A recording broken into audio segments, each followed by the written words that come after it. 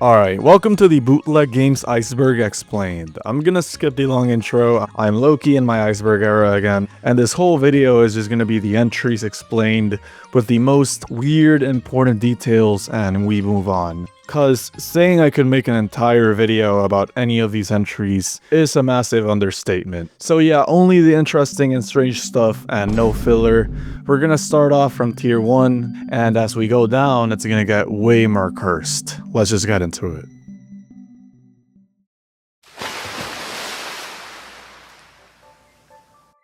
Granddad 7, or 7 Granddad. 7 Granddad is a 1992 Famicom bootleg published by JY Company, and is actually just a hack of the Flintstones' The Rescue of Dino and Hoppy. Instead of properly turning it into a Mario game, the developers simply replaced Fred Flintstone's head with Mario's head sprite, while keeping Fred's body, animations, and even his name completely intact.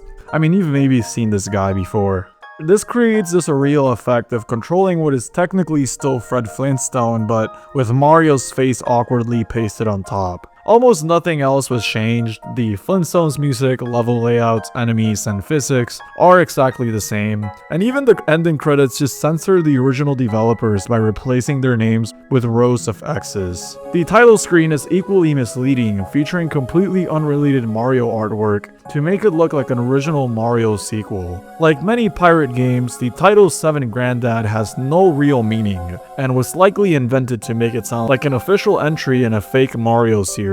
I mean, what does this even mean? The game later became massively popular online after streamers discovered how absurd it was, especially the iconic Granddad sprite, turning it into one of the most legendary and recognizable bootleg games ever made. So Mari. Oh, I love this one. So Mari is a 1994 Famicom bootleg developed by Hummer Team, a very well-known bootleg company that we will talk about, that attempts to recreate Sonic the Hedgehog on hardware that was never designed to run a game like it, and replaces Sonic with Mario. Instead of building a new Mario game, the developers directly ported Sonic 1's level layouts, physics concepts, enemies, and music while inserting Mario's sprite in Sonic's place, creating a bizarre hybrid character fans nicknamed So Mari.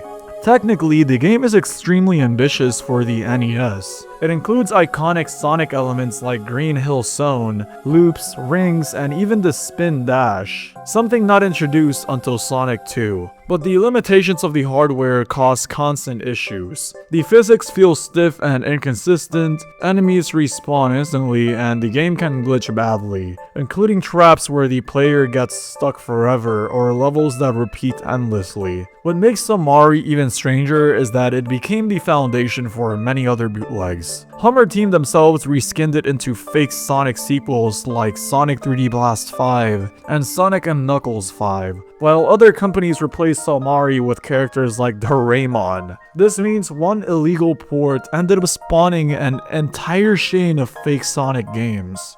Mari is often considered one of the most infamous and technically fascinating bootlegs ever made. Super Mario World NES. Super Mario World for the NES is a 1995 bootleg developed by Hummer Team that attempts to recreate the SNES classic on hardware that was never meant to handle a game that advanced. Unlike most pirate games that simply reskin something else, this is a full original demake, featuring Yoshi, the overworld map, cape power-ups, castles, and even multiple worlds. At first glance, it feels shockingly close to the real game. You can ride Yoshi, fly with the cape, explore the map, and fight the Koopalings, but the illusion quickly breaks apart due to technical limitations. Mario's physics feel stiff and broken, enemies flicker or crash the game if too many appear, and many features are incomplete.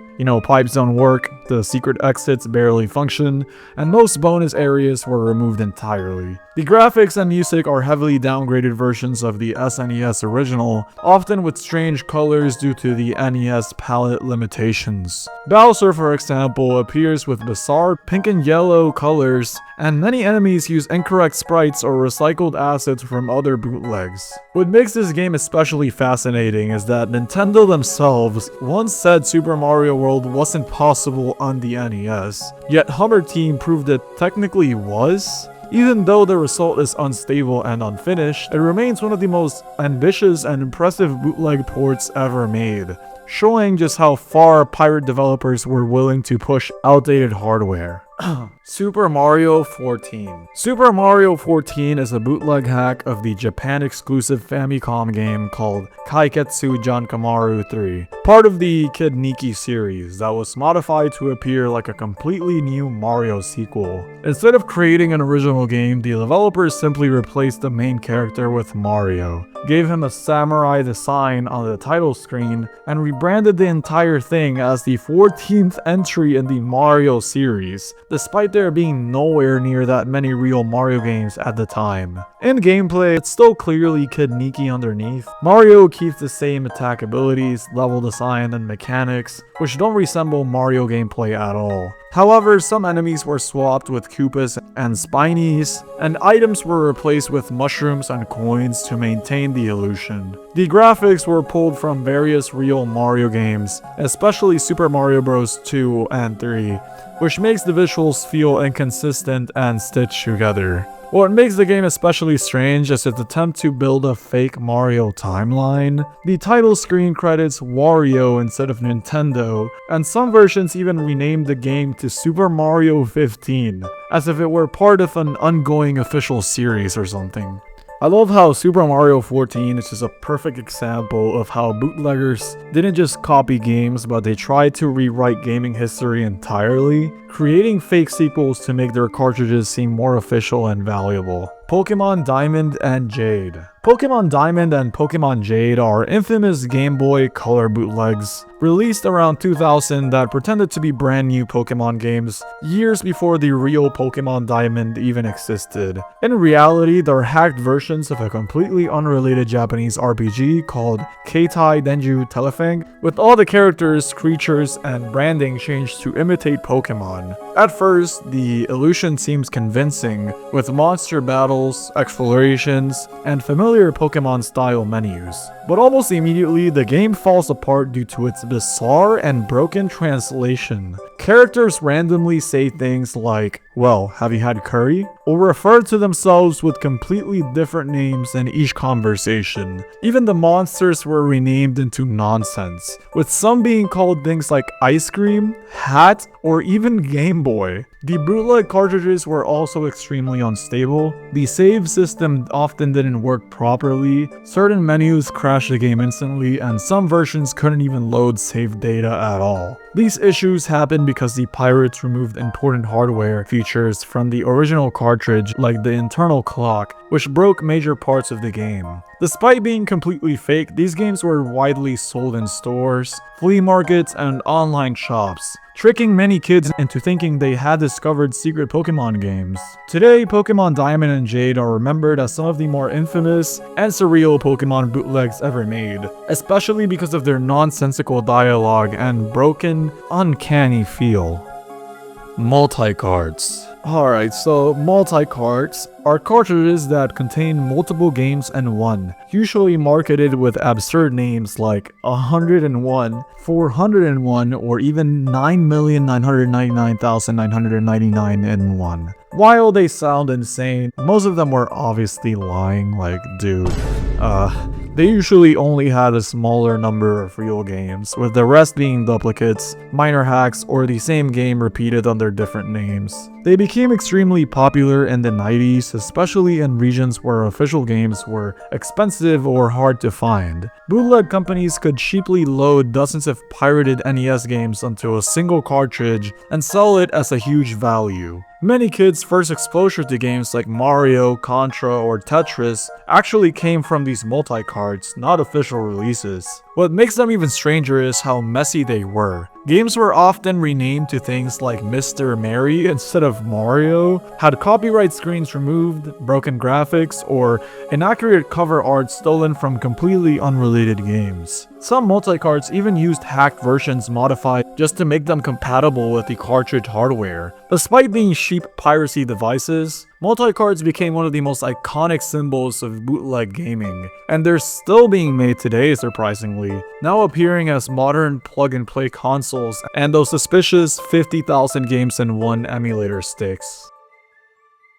Famiclones. Famiclones are unofficial consoles designed to imitate Nintendo's original NES and Famicom hardware, allowing them to play NES games, usually pirated ones. They started appearing in the late 80s and 90s, especially in countries where Nintendo didn't officially sell their consoles, like Russia, China, and parts of South America. At first glance, many Famiclones try to look legitimate, copying, Nintendo's designs almost exactly, but others became infamous for disguising themselves as completely different systems, like the Polystation, which pretended to be a PlayStation, or handhelds like the Sup Game Box, which claimed to be modern portable consoles while secretly running NES games from the 1980s. Most Famiclones came bundled with built-in multi-carts containing hundreds of pirated games, often with repeats, hacks, and bootlegs mixed in. For many players, these consoles were their first exposure to games like Mario, Contra, or Tetris, even if they were unofficial or broken versions. Because the original NES hardware patents eventually expired, Famiclones themselves became technically legal. However, the built-in pirated games are what kept most of them in a legal gray area. Even today, Famiclones are still being produced, making the NES one of the most cloned and bootlegged game systems in history. Dendy. The Dendy was a bootleg NES clone released in Russia in 1992, and for millions of people there, it was their Nintendo, because Nintendo never officially sold the NES in most post-Soviet countries. Companies stepped in and sold their own cloned versions instead, with the Dendy becoming by far the most popular. For many kids, the word Dendy didn't even refer to a specific console. It literally just meant video games in general. On the surface, it looked legitimate. It had professional marketing, its own elephant mascot, commercials, magazines, and even a TV show dedicated to reviewing games. But the actual games were mostly pirated cartridges, including infamous multi-carts like the 9999N1, which claimed thousands of games but really just repeated the same few titles with small changes. This environment led to some of the most bizarre bootlegs ever made. Russian players were introduced to fake sequels like Contra 6, Street Fighter 5, and Samari. Samari being the broken Sonic port where Mario replaces Sonic. Many games were hacked so heavily that they became unfairly difficult or even impossible to finish, and especially for a little Russian kid, Despite being completely unofficial, the Dendy sold millions of units and essentially created Russia's gaming scene from scratch. Even today, it's remembered less as a knockoff and more as Russia's version of the NES, representing an entire generation's first exposure to video games. Felix the Cat Mega Drive. Oh my god. Okay, so Felix the Cat for the Sega Mega Drive is a bootleg port released in the early 2010s that pretended to be an upgraded version of the original NES game, but quickly turns into something much stranger. It was likely developed by the Russian bootleg group BMB, known for making low-effort Genesis ports of NES games with missing content and bizarre additions. At first, the game seems normal. The story is the same, with Felix trying to rescue Kitty using his magic bag, and the gameplay loosely resembles the original. But the illusion breaks apart pretty fast. The game only includes a small number of levels, removes all bosses entirely, and randomly plays completely unrelated music, including demo tracks and songs taken from other homebrew projects. What made this version especially infamous though, is its game over screen, which we've talked about, I think. Instead of Felix's normal cartoon appearance, the game suddenly shows a disturbing image of Felix with his face torn off, exposing a realistic skull underneath with blood dripping everywhere. Felix, Bakit? What? What the fuck is that? This graphic wasn't even made for the game. It was taken from an unrelated t-shirt design called Felix the Cat Unmasked and inserted with no context. We already saw this in my Game Over Screens video, so yeah, whatever. The result is an extremely unsettling moment that comes out of nowhere, turning an innocent cartoon platformer into something that feels unintentionally horrifying. It's become one of the most well-known examples of how bootleg games could accidentally create disturbing imagery simply by stealing assets they didn't fully understand. Action 52 is an infamous unlicensed NES multi-cart released in 1991 that promised players 52 brand new original games in a single cartridge. Unlike most bootleg multi-carts, which reused existing games, Action 52 actually tried to include completely original titles. It was sold at an absurd price of $199 US, making it one of the most expensive NES games ever released. However, almost immediately, players realized something was very wrong. Most of the games were unfinished, broken, or barely functional. Many had terrible controls, constant glitches, and reused the same exact code with slightly visual changes. Some games would crash entirely, freeze permanently, or send the player back to the beginning with no ending. One game, Ooze, even had a contest offering $104,000 to anyone who beat it. But this was impossible because the game crashed before the final level, so yeah, pretty cool. The cartridge was rushed in only about 3 months by a tiny team with almost no proper testing. Some of the music was even stolen from other software, and the menu itself appears to have been copied from an earlier pirate multi-cart. Despite trying to present itself as a premium product, Action 52 became infamous for being one of the worst games ever made. It's especially remembered for its final game, Cheetah Man, which was supposed to be the start of a new franchise, but instead became a symbol of how broken and bizarre the entire cartridge really was. Donkey Kong 5. Okay, I think this entry is referring to Donkey Kong 5, The Journey of Overtime and Space, which is a very bizarre Game Boy Color bootleg released in 2002 by Syntax that pretends to be a new Donkey Kong sequel despite having nothing to do with the actual series. In reality, it's almost a direct copy of Super Mario Bros. Deluxe, with Mario replaced by Donkey Kong and graphics stolen from multiple completely unrelated games. The story itself is told through extremely broken English, explaining that Donkey Kong's friend Soroma, who controls all plant life, was kidnapped by an evil being named Lonbaro, causing the entire world to starve.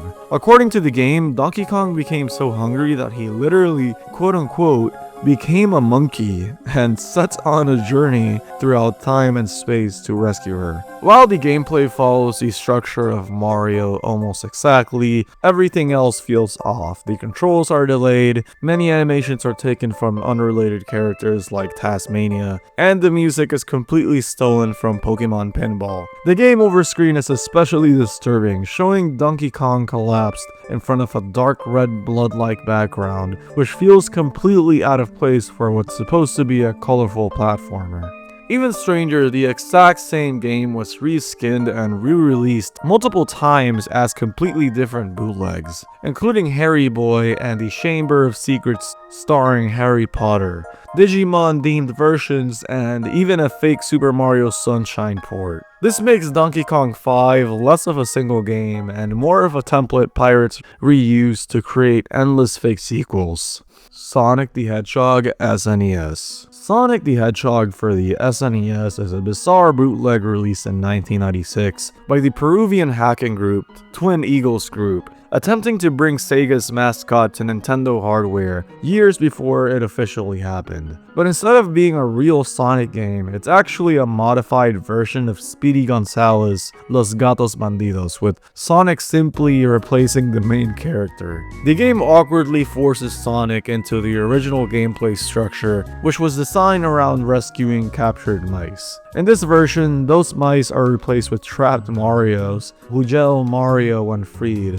while Sonic himself randomly shouts "Sonic, Sonic," using low-quality voice clips recorded by the hackers. Everything about the game feels off. Sonic's sprites were taken from Sonic the Hedgehog 2 and 3, but the backgrounds are often glitched into strange red gradients, and the gameplay doesn't match Sonic's speed-based design at all. Instead of collecting rings for protection, Sonic has a traditional health bar, completely breaking the illusion. The ending makes the bootleg even stranger because it displays the message, "Sonic loves Nintendo, Mario loves Sega," unintentionally predicting the future, years before Sonic would officially appear on Nintendo consoles. Tengen. Tengen was a video game company created by Atari Games in the late 1980s, and it became infamous for openly fighting against Nintendo's strict control over the NES. At the time, Nintendo used a special lockout chip inside the console called 10NES, which prevented unlicensed cartridges from working. This allowed Nintendo to control exactly which games could exist on the system. Instead of accepting those restrictions, Tengen secretly obtained the lockout chip's code and created their own version, allowing them to manufacture unauthorized NES cartridges without Nintendo's permission. These cartridges were easy to recognize because they didn't use Nintendo's standard gray shell, instead coming in distinctive black cartridges that looked completely different from official releases. Nintendo quickly responded with lawsuits, and the legal battle became one of the most famous conflicts in gaming history. Tengen was eventually forced to stop selling their unlicensed games, but not before releasing several controversial titles, including their version of Tetris, which was later recalled and became one of the rarest and most valuable NES cartridges ever made. Hong Kong 97. Jesus Christ, man. I thought we were never going to talk about this game again, but I guess here we go. So Hong Kong 97 is one of the most infamous and disturbing bootleg games ever created. Developed in 1995 for the Super Famicom by a Japanese creator, Kowloon Kurosawa. Unlike most bootlegs that try to imitate popular franchises, this game was intentionally made to be offensive, shocking, and completely absurd as a way to mock the video game industry. The game itself is extremely simple. You play as a character named Shin, supposedly a relative of Bruce Lee, flying across the screen shooting endless waves of enemies while the same 6-second music loop repeats non-stop. The backgrounds are just random JPEG images, including propaganda photos and corporate logos, and enemies explode into crude effects when shot. Like actual gore, by the way. What made the game especially infamous was its game over screen, which shows a real photograph of a dead body with the text, "Shin is dead" over it. This wasn't pixel art, it was an actual death photograph taken from a shock documentary, which made the game feel genuinely disturbing and wrong compared to normal bootleg games. If I'm not mistaken, the image was taken from the aftermath of war in Bosnia, so yeah. Even stranger, the game was reportedly programmed in only 2 days and never officially sold in stores. Instead, copies were mailed directly to people or distributed through piracy networks, adding to its underground forbidden reputation. Because of its offensive content, disturbing imagery, and bizarre origin, Hong Kong 97 has definitely become one of the most notorious bootlegs ever made. Kart Fighter. Kart Fighter is a bizarre 1994 Famicom bootleg that takes the characters from Super Mario Kart and turns them into Street Fighter style combatants. Developed by the infamous Taiwanese bootleg group Hummer Team, the game is essentially a modified version of their own Street Fighter 2 style engine, but with Mario characters awkwardly pasted on top. Instead of racing, characters like Mario, Luigi, Yoshi, and Bowser now throw fireballs, perform uppercuts, and fight in one-on-one matches. Many of the sprites and backgrounds were stolen from completely unrelated games, and the music is a mix of distorted Super Mario Kart tracks and reused sound assets from other bootlegs. What makes Kart Fighter especially surreal is how technically advanced it actually is for a bootleg. The characters have full movesets with special inputs, projectiles, and animations, making it feel like a real fighting game, just one that shouldn't exist. At the same time, it's full of strange details like Princess Peach wearing completely different clothing including broken move inputs and characters being referred to by incorrect or translated names like Mari and Josie. Despite being completely unofficial, Kart Fighter was widely sold on pirate cartridges and multi-carts, and is often considered one of the most impressive and bizarre NES bootlegs ever made. Street Fighter 2 NES. So the game we mentioned just now, Street Fighter 2 The World Warrior, is one of the most famous and technically impressive fighting game bootlegs ever released for the NES. Developed by Hummer Team in 1992, it attempted to recreate Capcom's arcade classic on hardware that was never designed to run anything close to it. At first glance, it seems almost impossible. The game featured recognizable characters like Ryu, Chun-Li, and others, complete with their signature moves like Hadoukens and Sonic Booms. But almost immediately, the illusion starts to fall apart because animations are stiff, the music sounds distorted, and the final boss, M. Bison, is misspelled as Vega. I don't even know how that happens, but okay. What makes this bootleg even stranger is the number of hacked variants it spawned. Some versions added Mario as a playable character, turning him into a bizarre clone of this character. Others completely renamed the game to things like Master Fighter 2 or Street Fighter 3 to avoid copyright issues, even though they were all based on the same broken engine. Despite its limitations, the game was shockingly playable compared to most bootlegs, and was widely sold in flea markets, pirate cartridges, and multi-carts around the world. Today, it's remembered as one of the most ambitious NES bootlegs ever made, so pretty cool. BMB. BMB was a mysterious bootleg game developer active mainly in Russia during the early 2010s, responsible for creating unauthorized Sega Mega Drive games years after the console was already considered obsolete. Their name doesn't officially stand for anything, and they rarely credited themselves, but their work became recognizable due to the very specific patterns and reused assets. Most of their games were unofficial ports of popular franchises like Mario, Angry Birds, Lego Batman, and Plants vs. Zombies, often created by stealing graphics, music, and sound effects directly from other games or development tools. In many cases, they didn't even try to hide it. Some games reused entire soundtracks from unrelated homebrew titles, while others used random placeholder music. One of the strangest things about BMB was their disturbing continue and game over screens. Instead of normal messages, some of their games showed unsettling or out-of-place images that felt completely disconnected from the rest of the game, which made their bootlegs especially infamous online.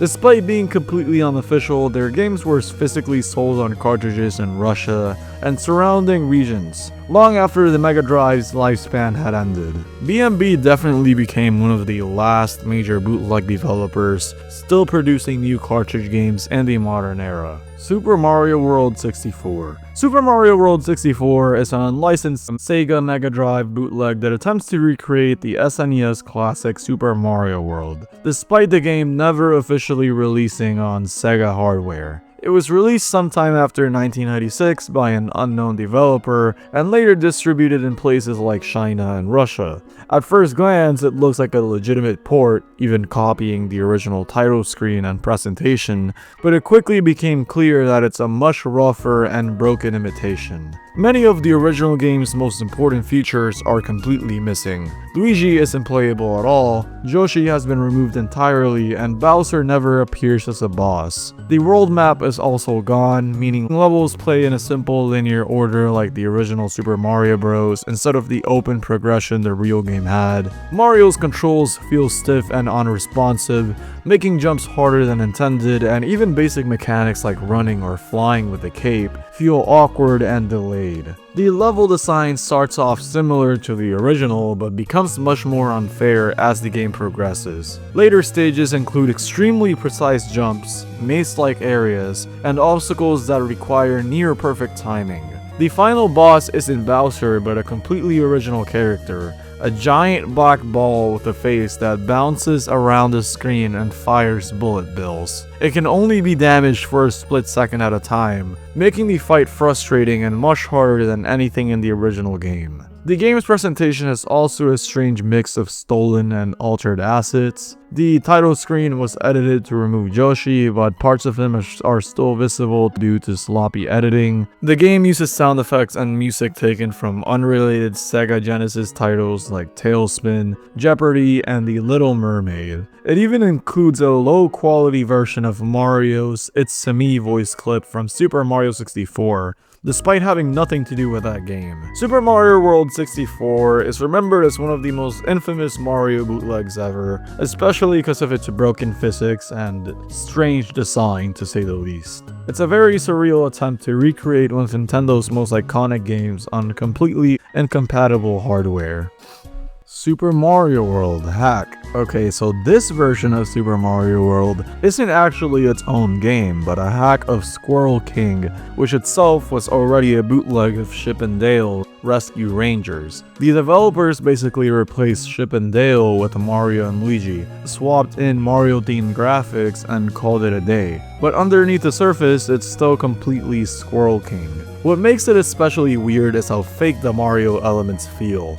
Because the first levels look like they're based on the original Super Mario Bros, and Bowser even appears as the boss, but nothing behaves correctly. Pipes don't work, blocks are just background decoration, and the gameplay still revolves around throwing boxes and shooting fireballs. Mechanics that make no sense in a Mario game. Even stranger, after the first couple Mario-themed levels, the illusion completely breaks, and the game just goes back to the original Squirrel King stages with almost no changes. The continue screen is also disturbing in a weird way, showing Mario and Luigi tied up over a fire, directly reused from the original game's Chip and Dale version. Yeah, pretty weird stuff. Final Fantasy VII NES. This is an unlicensed Chinese remake of Final Fantasy VII released in 2005 for the original NES, nearly 8 years after the PlayStation original. If you don't know what a demake is an indie or fan-made video game that reimagines a modern game as if it were released on older or less capable hardware. Somehow, an unknown team managed to recreate the massive RPG, Final Fantasy VII, on hardware from 1983, turning it into a fully 2D, turn-based experience that looks closer to Final Fantasy III than 7. What makes it infamous is how much of the original game is actually here. They actually try to stick to the story. The full Midgar story, the world map, materia system, party mechanics, and major plot events were all adapted, just heavily simplified, for the hardware obviously. Characters like Cloud and Barret appear with surprisingly large sprites, and the game even has a save system using battery memory like real NES RPGs. But the limitations are obvious. Most of the music is reduced to short looping notes, many graphics are reused from other Final Fantasy games, and the gameplay is brutally unbalanced, with slow progression and extremely difficult fights. Still, the fact that a random bootleg company managed to cram one of the biggest RPGs ever made into an NES cartridge is why many people consider it less of a cheap knockoff and more of a bizarre technical miracle. Pocket Monsters Crystal version. This bootleg version of Pokemon Crystal became infamous not because of stolen gameplay,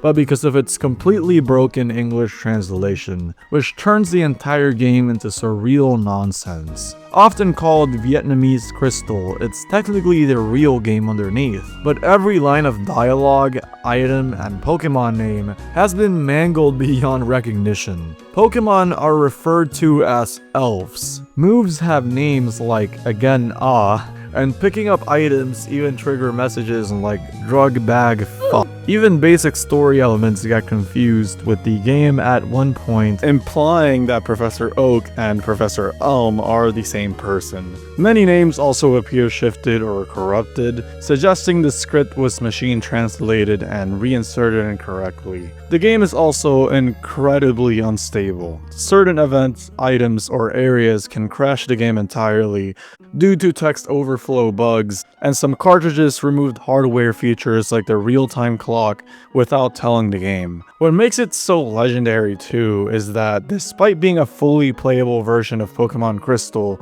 the translation is so broken that it unintentionally became hilarious, turning one of the most polished RPGs ever into something that feels really weird and wrong. Tetris Tengen. It's one of the most infamous and rare bootleg associated games ever made, because Nintendo literally forced it to be destroyed.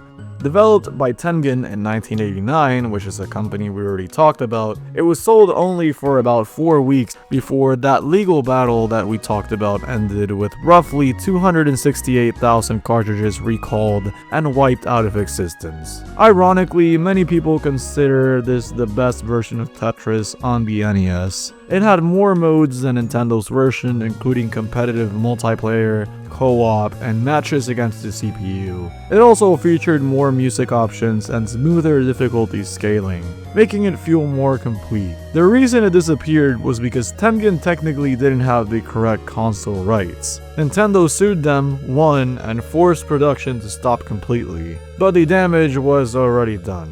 Because of that, surviving copies became legendary, and the game was heavily pirated afterwards. On multi-carts, it's usually renamed things like Tetris 2 or Super Tetris, meaning even after Nintendo tried to erase it, it quietly lived on inside countless bootleg cartridges. 1 million plus emulation sticks. I think what the last entry on this tier is referring to is the GameStick 4K Lite, which is one of the most common modern bootleg consoles, usually sold online with claims of having 10,000 plus games built in. It's a small HDMI stick that plugs directly into your TV and runs emulators off a micro SD card, letting it play games from systems like the NES, SNES, Genesis, Game Boy, PS1, and arcade machines. What makes it infamous is how messy and bootleg heavy the game library is. Many titles are renamed in broken English, like Super Mushroom instead of Super Mario Bros, Lehman A instead of Rayman, or Super King Kong 1 instead of Donkey Kong Country.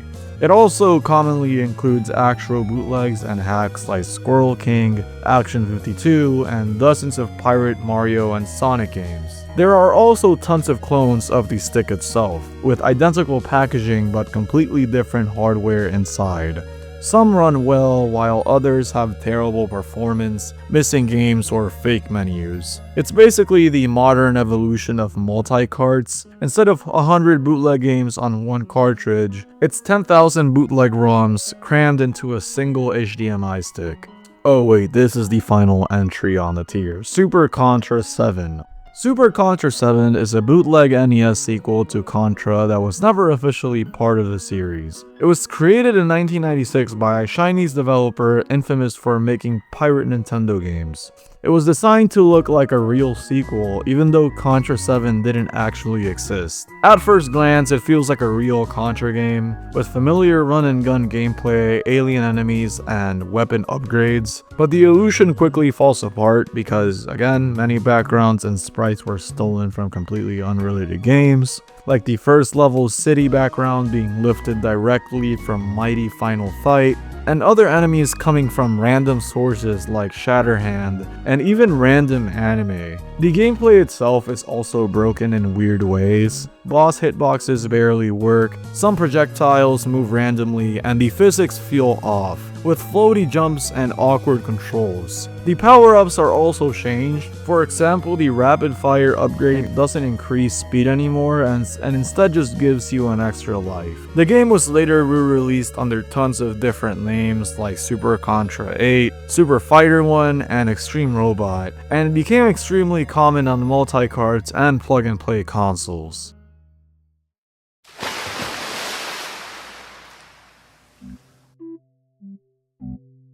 Macken Soft. Macken Soft was a Taiwanese bootleg developer active from the late 1990s into the early 2000s. Best known for producing unlicensed Game Boy and Game Boy Color games based on major franchises like Sonic, Pokemon, Digimon, and Mario. Their games were usually sold in Asia and South America, often published under aliases like Jung Jung, and became pretty infamous for their extremely low quality, even compared to other bootlegs. Most of their titles were built using the same recycled platforming engine, meaning games like Sonic Adventure 7, Sonic Adventure 8, and Pokemon Jade all played nearly identically, despite being marketed as completely different experiences. Many were filled with serious bugs, including like broken collision, random crashes, and in some cases, glitches that made the game impossible to complete. Some Pokemon releases like Pokemon Jade and Pokemon Diamond would crash as soon as you reach the level goal, permanently preventing progress. Because of their widespread distribution and bizarre reskins and this broken design, Microsoft became one of the most recognizable bootleg developers of the handheld era, and their games are still remembered as some of the most dysfunctional and cheaply made pirate games ever sold commercially. Biohazard NES. Okay, this one's pretty cool. So, Biohazard is a 2003 unlicensed Famicom remake of the original Resident Evil, published by Weishing and developed by Mars Production. And unlike a lot of bootlegs, this one is shockingly ambitious. The game attempts to recreate the full PlayStation experience on NES hardware. The intro cutscene is reimagined in sprite form. The mansion layout follows the original story, and you can even save your progress using ink ribbons at typewriters. There are 4 save slots and an inventory system that clearly tries to mimic the original game's structure. Combat appears to be inspired by Resident Evil Gaiden on the Game Boy Color, with side view battle and counters. When you die, the game instantly cuts to a brutal "you died" screen and bloody red letters, paired with a harsh jingle, which feels surprisingly intense for an 8-bit console. It's not a perfect recreation, some bosses are removed, certain elements are simplified, and the game is entirely in Chinese. But the fact that a small pirate studio managed to compress survival horror mechanics, cutscenes, and save systems into a Famicom cartridge in 2003 makes it one of the most technically impressive bootleg remakes ever made. Nice Code Software. Nice Code Software is basically one of the biggest ghost developers in the plug-and-play Famicom bootleg world. They started around 1999 in Xi'an, China, making huge libraries of simple games that could be licensed out and rebranded endlessly. That's why you'll see the same exact games show up across random systems under totally different names, like they're being passed around like trading cards. A lot of their early output was tied to PowerJoy and Trump Grand type consoles, and some games even have hidden credit scenes, sometimes with a giant PJ, that you can trigger with button codes. Later on, their stuff also got ported to slightly upgraded bootleg hardware like VT03, which is an NES on a chip but with a more colorful 16-bit-ish graphics. They were basically a factory pumping out games for everything. And the funniest part is that nowadays, it looks like they're still around, just not really making games anymore and focusing more on government and software work instead. JY Company. JY Company, also just called JY, was one of the most important publishers in the 90s Famicom bootleg scene. Based in Taiwan and active from around the late 80s into the 2000s, they were funding and publishing some of the most ambitious NES remakes ever made. So they're best known for working with Hummer Team, the dev group behind insane Famicom ports of 16-bit games like Mortal Kombat 2 and Street Fighter and Tekken 2 and Donkey Kong Country and even Super Mario World. These weren't simple sprite swaps, they actually were full-scale attempts to recreate SNES and arcade games on NES hardware. And weirdly, a lot of them are considered high quality by bootleg standards. JY also published infamous hacks like 7 Granddad, which we talked about, and Super Mario Bros. 8. And they were huge in the multi-cart scene, especially their 4-in-1 carts, which rarely repeated games and sometimes included surprisingly late-era titles. Many of their games even had a JY logo screen accessible through cheat codes, almost like a signature. After their partnership with Hummer Team ended in the late 90s, the quality dipped and they eventually shifted towards cheaper multi-carts. Eventually, their Famicom activity faded out in the early 2000s. But if you're talking about the golden age of high-effort NES bootleg ports, JY is definitely one of the main components and pillars holding it up. Twin Eagles Group. Twin Eagles Group was a Peruvian bootleg hacking group founded in 1989, and they're one of the few major pirate developers from South America rather than Asia. They started in the Commodore 64 scene, but later became infamous for producing SNES, Genesis, and PlayStation bootleg hacks that were physically manufactured and sold worldwide. Their most notorious release is their fake Sonic the Hedgehog SNES game, the one we already talked about, which is actually just a modified version of Speedy Gonzales, Los Gatos Bandidos. They replaced Speedy with Sonic, changed the title screen, and sold it as if it were a real SNES Sonic game, something that shouldn't even exist since Sonic was exclusive to Sega. Because of this, many kids genuinely grew up believing Sonic had a secret SNES game, all thanks to this bootleg hacking group. They also specialized in football hacks like Ronaldinho Soccer 97 and Peruvian Soccer, which modified existing soccer games to include real South American teams. These were extremely popular in local markets because they let players use their own national teams. Sometimes official games rarely did at the time. What makes Twin Eagles especially unusual is that they didn't just release ROMs, they actually sold master copies to distributors who then manufactured cartridges and sold them commercially across multiple continents. This made their hacks feel like legitimate retail games, and many of their releases circulated for years without people realizing they were bootlegs. So yeah, pretty cool. Sonic Adventure 8. Sonic Adventure 8 is a game we mentioned briefly when we were talking about Mac'nsoft. This is a bootleg Game Boy Color game developed by Mac'nsoft, and despite the name, it has nothing to do with the real Sonic Adventure series. It's essentially just a slightly modified version of their earlier bootleg, Sonic Adventure 7, reusing the same engine, physics, and level design with minor changes. One of the strangest details is that some versions were released in Rumble cartridges, something extremely rare for bootlegs and clearly meant to imitate official late-era Game Boy Color releases like Pokemon Pinball.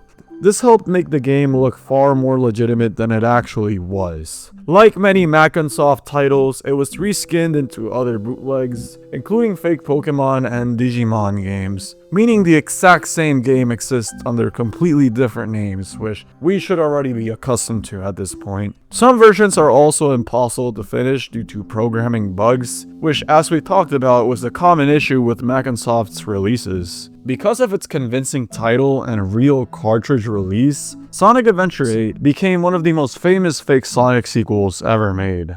Sonic Pirate Hacks. So this entry is probably referring to the fact that because Sonic was one of the most popular characters of the 90s, pirate developers constantly inserted him into completely unrelated games. Instead of original Sonic gameplay, most of these were just hacks of existing titles like Super Mario Bros., Adventure Island, or Chip and Dale Rescue Rangers 2, with Sonic awkwardly replacing the main character. One infamous example is Super Mario and Sonic 2.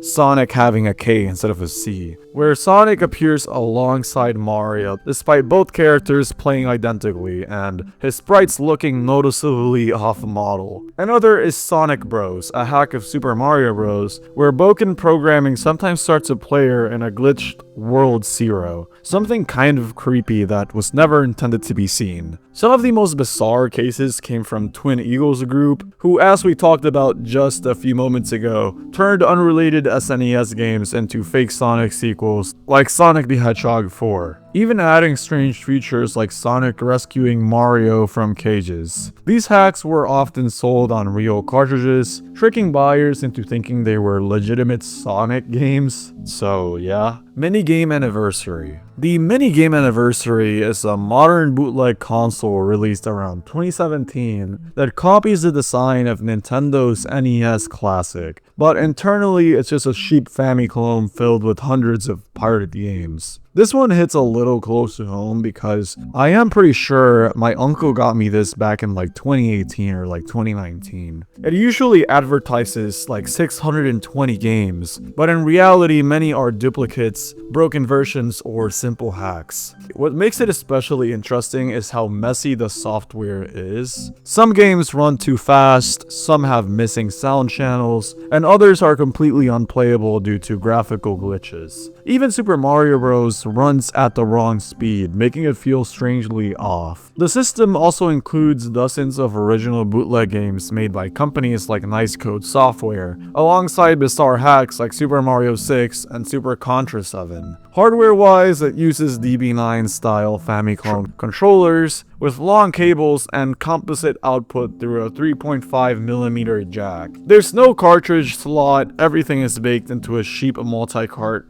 style ROM. It's basically the modern evolution of the 90s multi-cart. Instead of 9,999 in one cartridges, you get a fake NES classic packed with decades of piracy history, glitches, hacks, clones, and just everything. Sonic Jam 6 or Super Mario 2.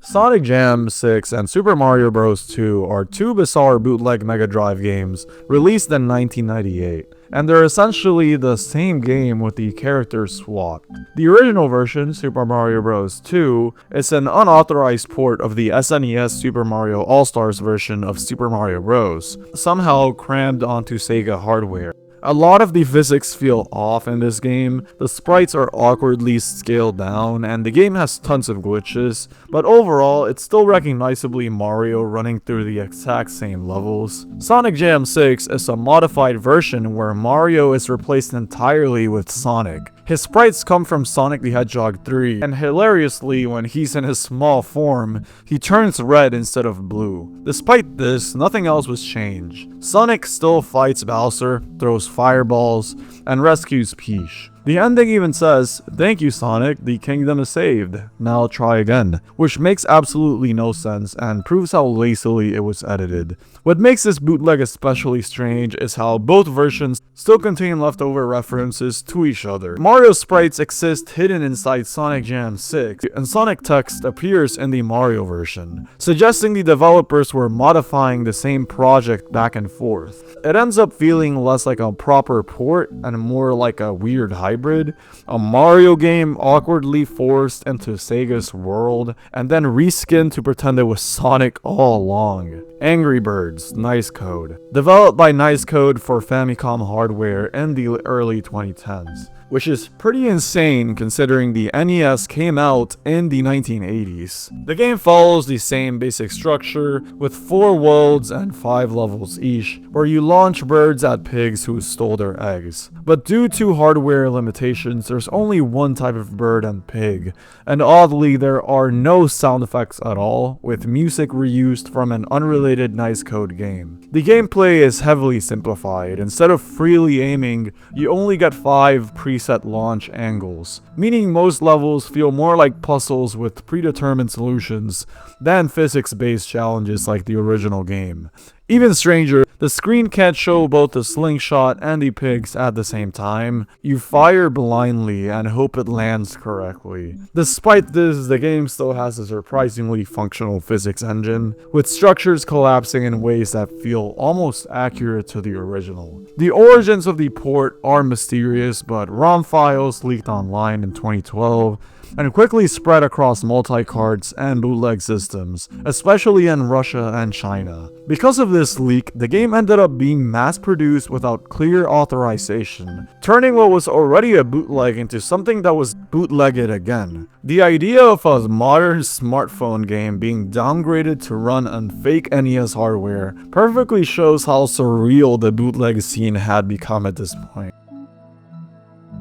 SpongeBob SquarePants. Not to be confused with the SpongeBob bootleg creepypasta. So this is a Russian bootleg hack of the Sega Genesis game Cool Spot, where the original 7-Up mascot was replaced with SpongeBob SquarePants. Instead of creating a new game, the hacker simply modified Spot's sprite to look like SpongeBob, recolored items yellow, translated the text into Russian, and rearranged the level order. Because a European version of Cool Spot was used as the base, most references to 7-Up were already removed, making it easier to disguise as a SpongeBob game. What makes it especially strange is how incomplete it is. Only 5 levels are playable normally, and the rest of the original game is hidden behind a debug code.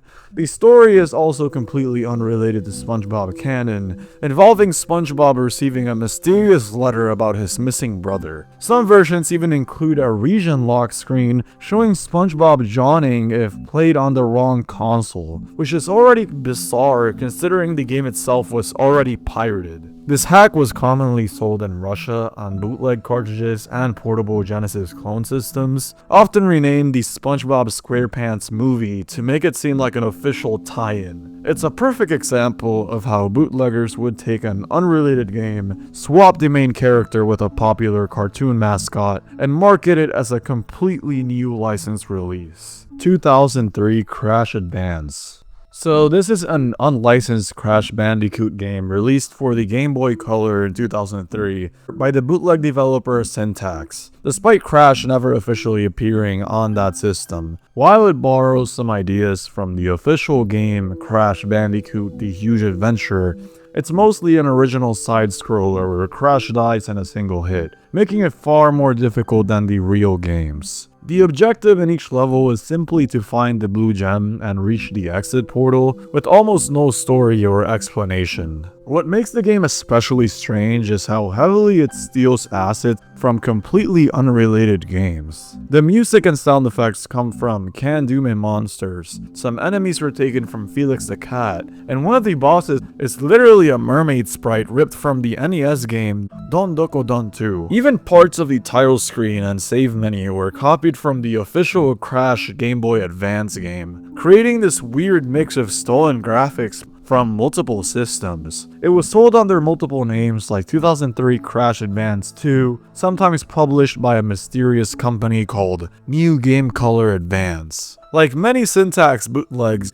it was designed to trick buyers into thinking it was a real Crash sequel on weaker hardware, even though it was really just a cheaply assembled imitation made from recycled parts of other games. Aftermarket multi-carts. So, I think this is referring to modern Game Boy and Game Boy Color multi-carts that started appearing around the 2020s and are still being sold today. They're recognizable because of their distinctive menu and I guess like cartridge stickers that usually just say something like 108 and 1. Unlike older pirate multi-carts from the 90s, these are sold openly online through sites like Amazon and AliExpress and are clearly mass-produced. What makes them especially weird is that most of the games are actually clean ROM dumps of official Game Boy games, but mixed in with strange anomalies. Some cards include things like the infamous Pokemon Diamond Telefang hack, and even a patch prototype of the cancelled Resident Evil Game Boy Color port, which is something that never officially released. At the same time, they often have technical flaws, like Pokemon games breaking because the cartridge doesn't support a real-time clock, which can corrupt save data. They also reveal how sloppy their construction can be behind the scenes. Some games are stored twice in memory for no reason, certain titles don't work properly on original Game Boy hardware, and saving is often limited to only a handful of games. It gives the impression that these carts were assembled from random ROM collections using templates. Clone consoles. Clone consoles are unofficial systems designed to play another company's games, usually without permission, obviously. The most famous example are Famiclones, which we've talked about a lot, which mimic the NES, but clones exist for almost everything, including the Sega Genesis, SNES, Game Boy, and even the Wii. Some clones copy the original hardware closely, while others are disguised as completely different systems, sometimes even using PlayStation-style shells to look more modern and appealing. Many later clones use something called system-on-a-chip technology, where the entire console is condensed to a single cheap chip, causing strange bugs like incorrect sound, broken graphics, or games crashing entirely. Ironically, companies like Games have released officially licensed Sega consoles that are still technically clones because they use emulation instead of real Genesis hardware. Clone consoles also came in bizarre forms beyond standard consoles. Some were built inside controllers, keyboards, or even DVD players, often with hundreds of built-in pirated games included. included. Others were handhelds with cartridge slots for home console games, resulting in huge, awkward devices. These systems became infamous for misleading packaging, fake branding, and strange built-in game libraries, making them one of the main ways bootleg games spread around the world.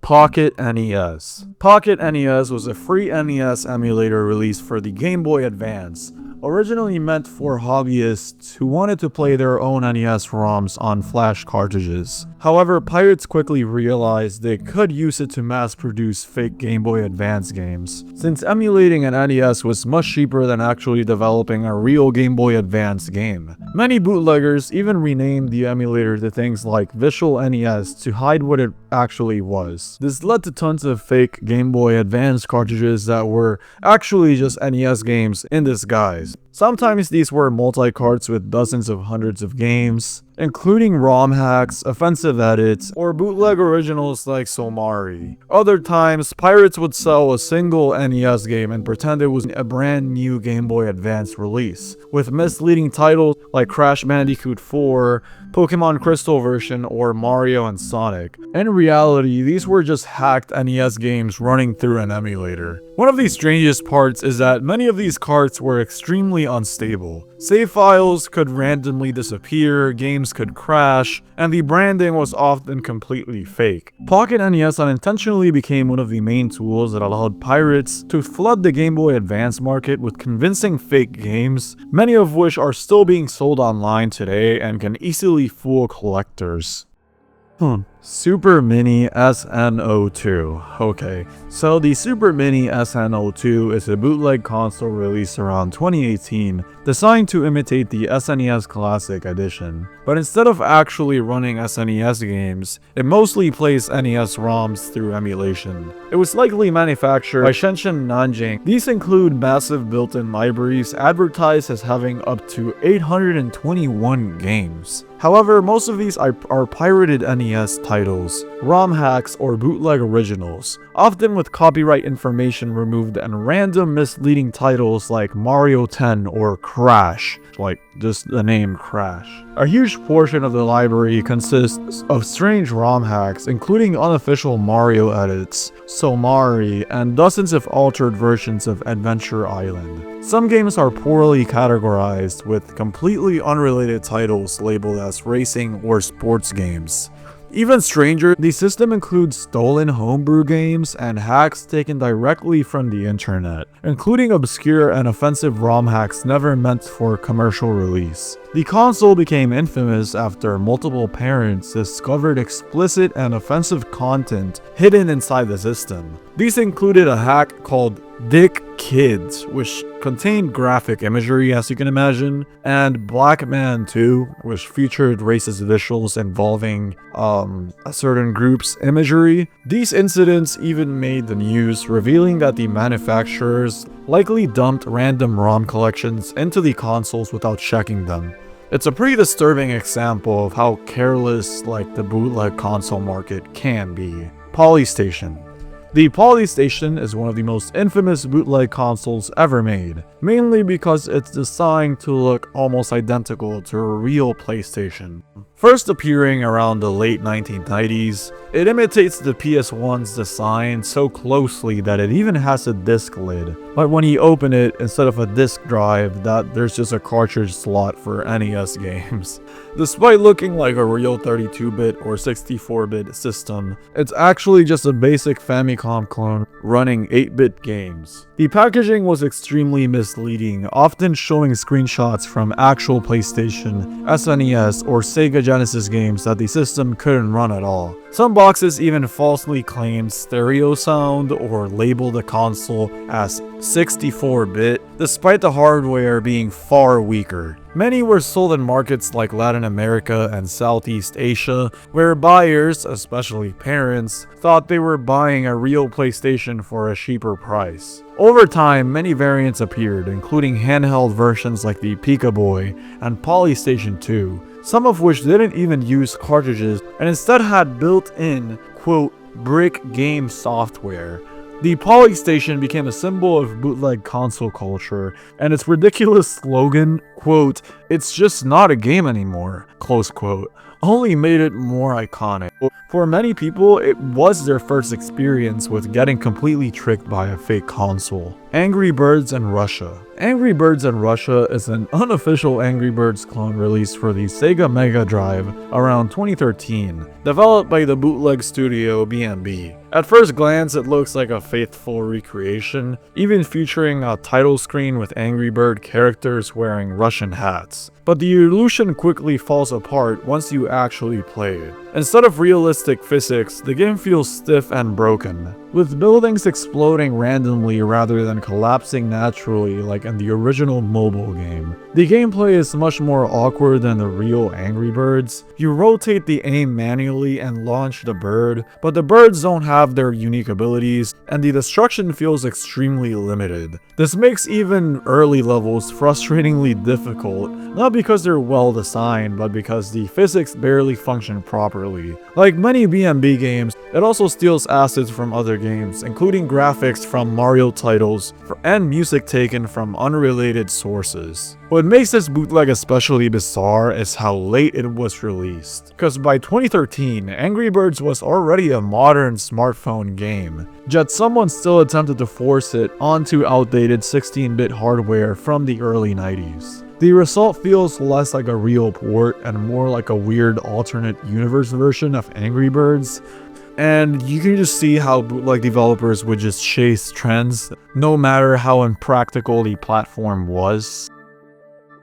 The Game Child was a bootleg handheld released in the early to mid 1990s that was designed to look almost identical to Nintendo's Game Boy. At first glance, it's easy to mistake it for the real thing, but the illusion breaks quickly. It only has a single main button, oddly placed controls, and even a fake battery door that doesn't actually open. Despite copying the Game Boy's appearance, it wasn't capable of playing cartridges and instead only featured simple built-in LCD games. What made the Game Child especially deceptive was its use of interchangeable screen cartridges, which were supposed to represent different games. In reality, most of these games were exactly the same, just with different graphics layered on top. For example, soccer, space war, and racing games all played nearly identically, only changing the visuals to create the illusion of variety. This made the system feel more like a toy than an actual gaming device.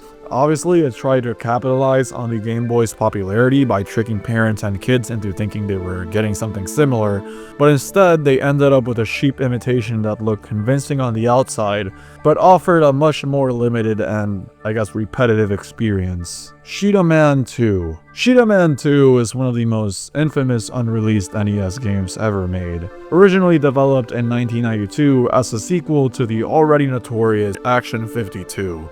The game was never officially released, but in 1996, around 1,500 copies were discovered sitting on a warehouse and were sold off, instantly turning it into a bizarre piece of gaming history. Because of this, it exists in a strange gray area where it's technically an official game, but its entire legacy is tied to accidental bootleg style distribution. The game itself is completely broken. Players control 3 different Cheetah Man characters across multiple levels, but due to a massive bug, the game simply stops progressing after a certain point, making it impossible to finish normally. Even worse, each cartridge can behave differently depending on how it was assembled, meaning some copies glitch in unique ways. To make things even stranger, many cartridges were literally leftover Action 52 carts with new labels slapped on them, sometimes even misspelling the title as Cheetah Man 2 but without the H. Despite being nearly unplayable, somehow Cheetah Man 2 developed a huge cult following because of how mysterious and dysfunctional it was. It became famous as one of the ultimate examples of a broken, unfinished game somehow escaping into the wild. Over time, fans even tried to repair it and released fixed versions, which is actually super cool.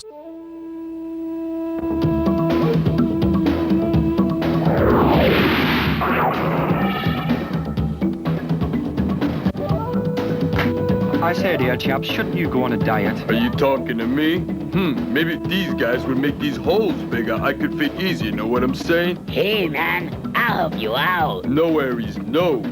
Come on, guys, we have work to do. We come from the Action 52 game world where every game is... Yeah, we're talking action and lots of it. We got space, dragon, adventure, even war games. Yeah, dude, we even got rescue games, and man, they're smooth like ice. Hey, what about you guys? Oh yeah, we're in there too. The Cheetah Man. Yes, but that's another story. If you want... Digimon Adventure and Variants. What this entry is referring to is all the variants made from Syntax Digimon Adventure. They took one unlicensed Digimon Adventure style game for the Game Boy Advanced, and then kept re-releasing it over and over as completely different new games, usually by reskinning the graphics and changing the title screen and reordering the levels. So one day it's Digimon, next day it's Teenage Mutant Ninja Turtles 2, then Fighter Sonic, then Mario DX, and it just keeps going. And the funniest part is that a lot of them still have these obvious leftovers from the original game, like items and UI elements that don't fully match the new theme, because they didn't really bother cleaning everything up. One of the most interesting things is how these variants exist in multiple regions and languages, and some are still not dubbed. Like, Teenage Mutant Ninja Turtles 2 has English and Chinese dubs out there, but the Russian version is basically lost media. People only know it exists from auction photos. Same vibe with a bunch of other variants too. Some are dumped, others are known but undumped, and it becomes this weird collector rabbit hole where you're hunting down bootleg cards that were never meant to be preserved, and some versions aren't even just reskins. Later ones fix bugs, swap levels, or randomly add new stages.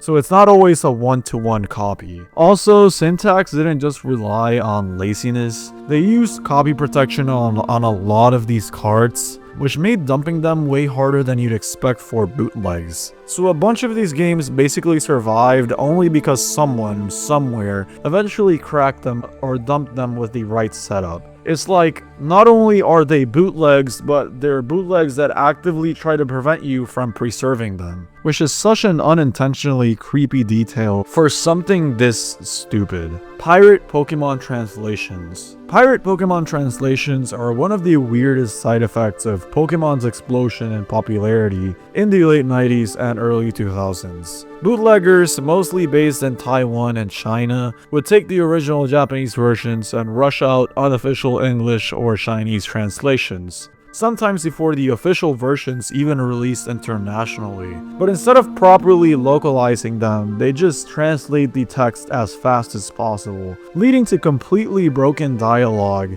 misspelled Pokemon names, and sentences that barely made any sense. Everything else, the graphics and gameplay and everything, was usually left untouched, which made it feel like you were playing a corrupted alternate version of the real game. The most infamous example is Pokemon Vietnamese Crystal, which became legendary online because of how incomprehensible it is, and I think we already covered it in Tier 1.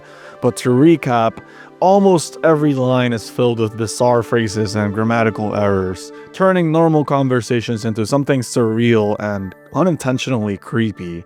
Even basic things like Pokemon names, attacks, and items were mistranslated, and because of character limits, names would get cut off. So Pokemon like Pidgey became PDG, or worse. These versions weren't just obscure either, they were mass-produced on bootleg cartridges and multi-cards. Meaning for some kids, this broken version was literally their first experience with Pokemon. What makes these especially interesting too is that some of them existed in this weird gray zone area between piracy and preservation. A few were actually created because there was no official translation available yet, meaning bootleggers technically introduced Pokemon to entire regions before Nintendo did. But at the same time, the quality was so poor that they almost feel like cursed alternate timelines of the game. Like I mentioned earlier, they actually just feel like creepypasta ROMs of some Pokemon games. But yeah, honestly, these are pretty funny. Titanic, or Harry's Legend. Titanic is one of the most bizarre examples of a movie tie-in bootleg, mainly because it turns the tragic story of Titanic into a full-on side-scrolling beat-em-up. Developed by Homer Team for the Famicom in 2003, the game has you playing as Jack and Rose, literally punching and kicking their way through the sinking ship. Jack's levels take place before the iceberg collision, while Rose's happens during the sinking itself, including a final escape sequence where she has to outrun the rising water. Along the way, you fight off crew members, rich passengers, and even random animals like rats and octopi, while collecting things like wine bottles and lobsters to restore health. It's surreal seeing such a serious film turn into something that plays like Final Fight. What makes the games even stranger is how much it directly copies from other sources. Many enemy sprites were taken from unrelated games, and the music includes rough renditions of songs from the movie, like My Heart Will Go On. The title itself is intentionally misspelled as Titanic to avoid copyright issues, even though the game still openly refers to Jack and Rose by name. In some versions, the Titanic references were partially removed, but leftover data in the code still reveals the original title and cutscenes, showing it was always meant to be a Titanic game. Even weirder, the engine was later reused to create a bootleg Harry Potter game called Harry's Legend, which is basically the same game but with Harry replacing Jack and Rose. Street Fighter II Rainbow Edition. Street Fighter II Rainbow Edition is one of the most infamous bootleg hacks ever made, mainly because of how completely unhinged it is compared to the original game. Released in arcades in 1993 as a hack of Champion Edition, it keeps the same graphics and music but drastically changes the gameplay. Characters can throw projectiles in mid-air, spam special moves endlessly, and in some versions, even transform into other fighters mid-match. Hadoukens can suddenly fly at impossible speeds, or home in on opponents and characters who were never supposed to use them. The hack existed because arcade operators could easily modify the original hardware by swapping a few ROM chips, meaning anyone with access could turn a normal machine into this chaotic version. It quickly spread across arcades because it felt faster, crazier, and more unpredictable than the official release. Ironically, despite being unauthorized, it became extremely popular, especially among players who thought the original game felt too slow. What makes Rainbow Edition historically important is that it directly influenced Capcom themselves. After seeing how popular these faster bootleg versions were, Capcom released Street Fighter II Turbo Hyper Fighting, which officially increased the speed and intensity of the gameplay. So in a weird twist, one of the most illegal and broken hacks ever made ended up shaping the future of one of the most iconic fighting games of all time. AtGames. AtGames is one of the strangest companies in the bootleg gaming world because technically they are a legitimate company, but many of their products exist in a weird gray area between official and bootleg.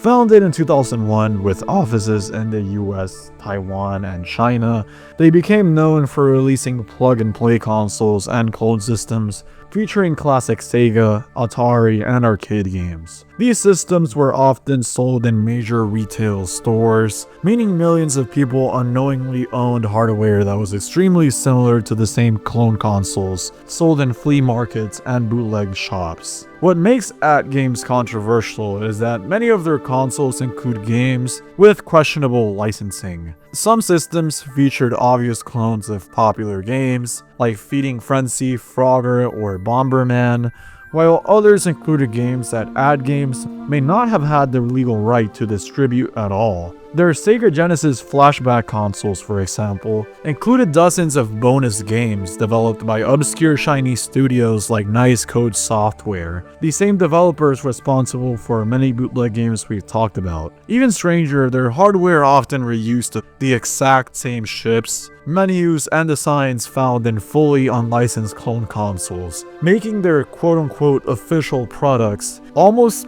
the same from bootlegs internally. The controversy reached its peak in 2019 when Bandai Namco sued the company AtGames for selling a Miss Pac-Man arcade machine without having the legal rights to the character. According to the lawsuit, Ad Games allegedly claimed they owned rights they didn't actually have. While the lawsuit was eventually resolved, it did permanently damage their reputation. Superboy series. Superboy 1 is one of the earliest and most blatant clones of Super Mario Bros. Developed by the Korean company Zemina in 1989, which we will be talking about in a second. At first glance, it looks almost identical. You control a small character that runs, jumps, hits blocks, and defeats enemies across side-scrolling levels, but once you actually play it, the differences become obvious. The physics feel completely off, the scrolling is choppy, and the items inside blocks are randomized, meaning you never really know what you're gonna get. Even basic mechanics are broken, like Koopas die instantly instead of turning into shells, and many areas feel stiff and unfinished compared to the original. Because of hardware limitations and possibly storage size, the game only has 4 worlds instead of 8, and the ending doesn't even include a princess. Instead, after finishing the final level, the game simply says to be continued, as if it was setting up a sequel. Even the castle endings are infamous. Instead of rescuing someone, you're just greeted with the message, "Sorry, nothing." Despite this, the game still reused many graphics and sounds directly from Super Mario Bros., only downgraded to run on weaker hardware like the MSX and Sega Master System. A sequel, Superboy 2, was later released, featuring entirely new levels but reusing almost all of the graphics and sounds. This time, the ending finally says end, giving actual closure, and over time, the Superboy series became infamous as one of the most shameless Mario ripoffs ever made, and the game has frequently appeared on bootleg multi-carts labeled as Mario Bros. To trick buyers. Zemina. For the final entry of Tier 2, we have Zemina, which is one of the most notorious pirate game companies of the late 1980s and early 90s, operating out of South Korea during a time when copyright laws around video games were barely enforced there. They started in 1987 under a different name, and their entire business model was built on copying popular games from companies like Nintendo, Konami, and Namco, then releasing them as their own. One of their earliest projects was an illegal MSX port of Mario Bros., and from there they went even further, eventually creating the infamous Superboy series, which, as we just said, was essentially their own version of Super Mario Bros. These games reuse graphics, music, and gameplay ideas almost directly, but often with broken physics, missing content, and bizarre differences. Some of their later titles, like Superboy 3, were based on Super Mario World, meaning they were copying games that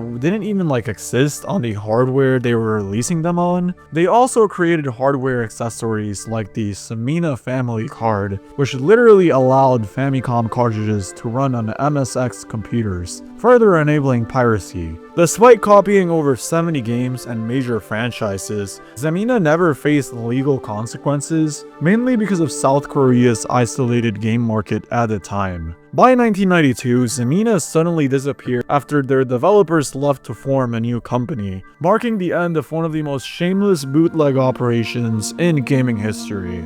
But their legacy didn't disappear. Their games continued appearing on multi-carts for years, often disguised as official Mario games.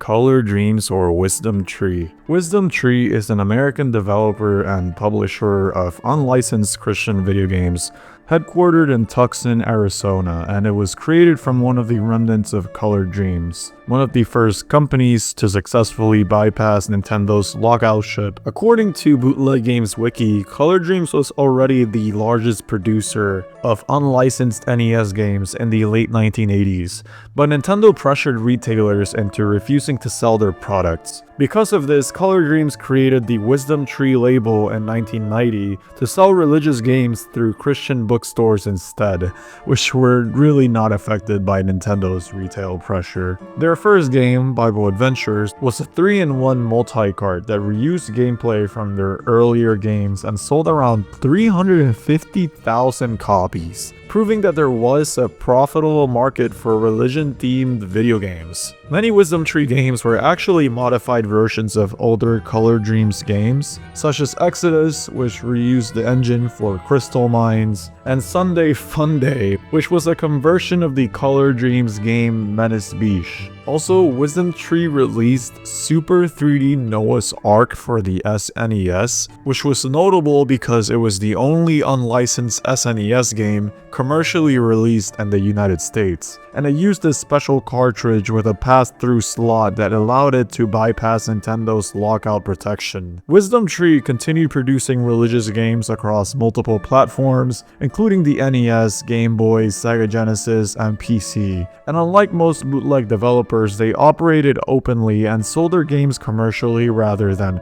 secretly distributing pirated cartridges, making them one of the most unusual and successful unlicensed game companies ever. Dream Gear. Alright, so Dream Gear is a California-based company founded in 2001 that distributes plug-and-play consoles, handheld systems, and accessories. And according to Bootleg Games Wiki, it's one of the last major companies still selling hardware based on Famiclone technology. Many of their systems run on chipsets like the VT02, VT03, and Sun Plus SPG, which we will talk about, and these are commonly used in bootleg consoles, and they often include games from known pirate developers like Nice Code Software, Jungle Tak, Weixing, I don't know, Trump Grand, Cube Technology, and Well Minds. We'll talk about these later too.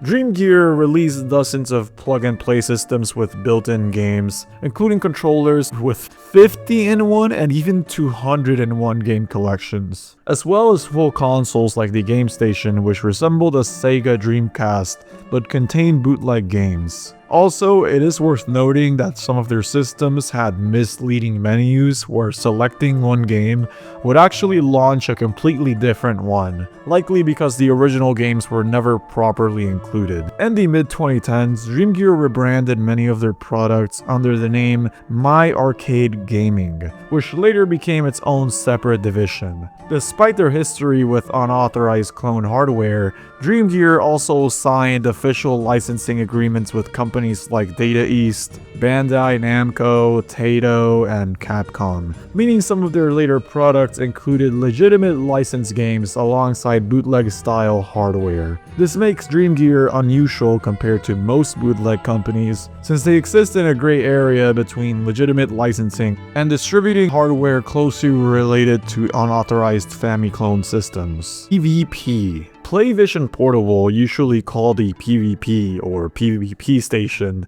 is a handheld console released around 2011 that was designed to look almost identical to Sony's PSP, despite having no connection to Sony at all. I mean, just look at this. These systems were produced by companies like Touch Game Player and sold under dozens of different names, including PXP, PvE, and PvP Station Lite.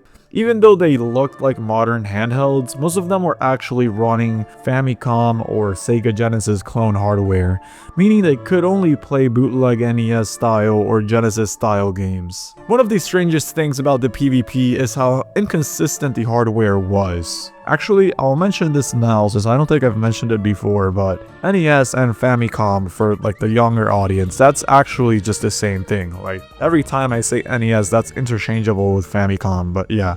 Alright, one of the strangest things about the PvP is how inconsistent the hardware was. Two consoles with the exact same name, shell, and box could contain completely different internal hardware and game libraries. Some were NES clones, others were Genesis clones, and some even used entirely different menu systems. Something worth to note is that some of the models had incorrect screen scaling, causing games to appear stretched or squashed. Also, like many bootleg systems, the PvP massively exaggerated its game count. Many units advertised numbers like, I don't know, 999,001, but the menu simply repeated like the same games hundreds of thousands of times. Some consoles also included cartridges, but these cartridges usually didn't contain any actual game data. Instead, they just activated hidden game menus that were already stored inside the system. This allowed manufacturers to sell different versions of the same console while pretending they contained different games. Many of the games themselves were unusual or altered versions of existing titles. These included bootleg versions of Super Mario Bros., Sonic the Hedgehog, and Angry Birds, along with strange ROM hacks like Crash Bandicoot, which was actually a modified version of an unrelated NES game. Some consoles even included incorrect or broken versions of games, such as Sonic the Hedgehog starting in the wrong level.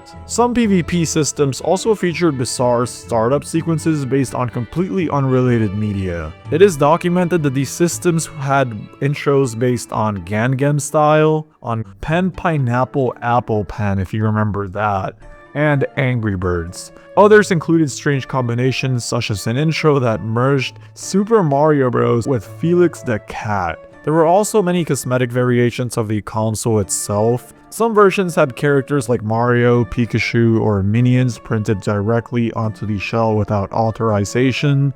Others were designed to resemble newer devices like the PlayStation Vita instead of the PSP. In Indonesia, some versions of the PvP were even sold as educational devices. One model, known as the PvP Wish Game PEA, was shaped like a school bus and included a keyboard, despite still using the same clone hardware and software seen in normal bootleg gaming systems.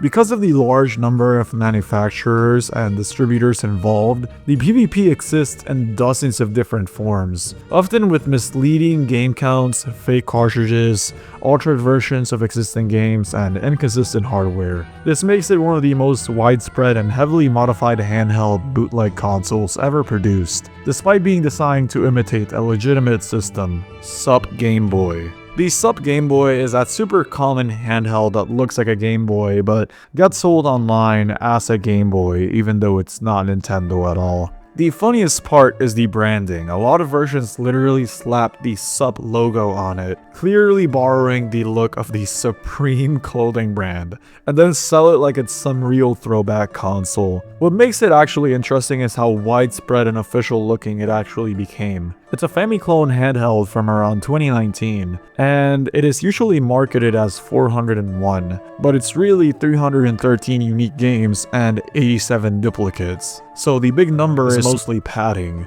And the game list is exactly what you'd expect from this kind of device. A mix of old NES-ish stuff, tons of hacks, and a ton of simple plug-and-play style games tied to developers like Nice Code Software, plus some Hummer Team type unauthorized stuff. Yeah. The system also exists in a stupid amount of variants. Different manufacturers, different screens, different menu music, different languages. Chinese and English is very common, but there are Arabic and Vietnamese versions too.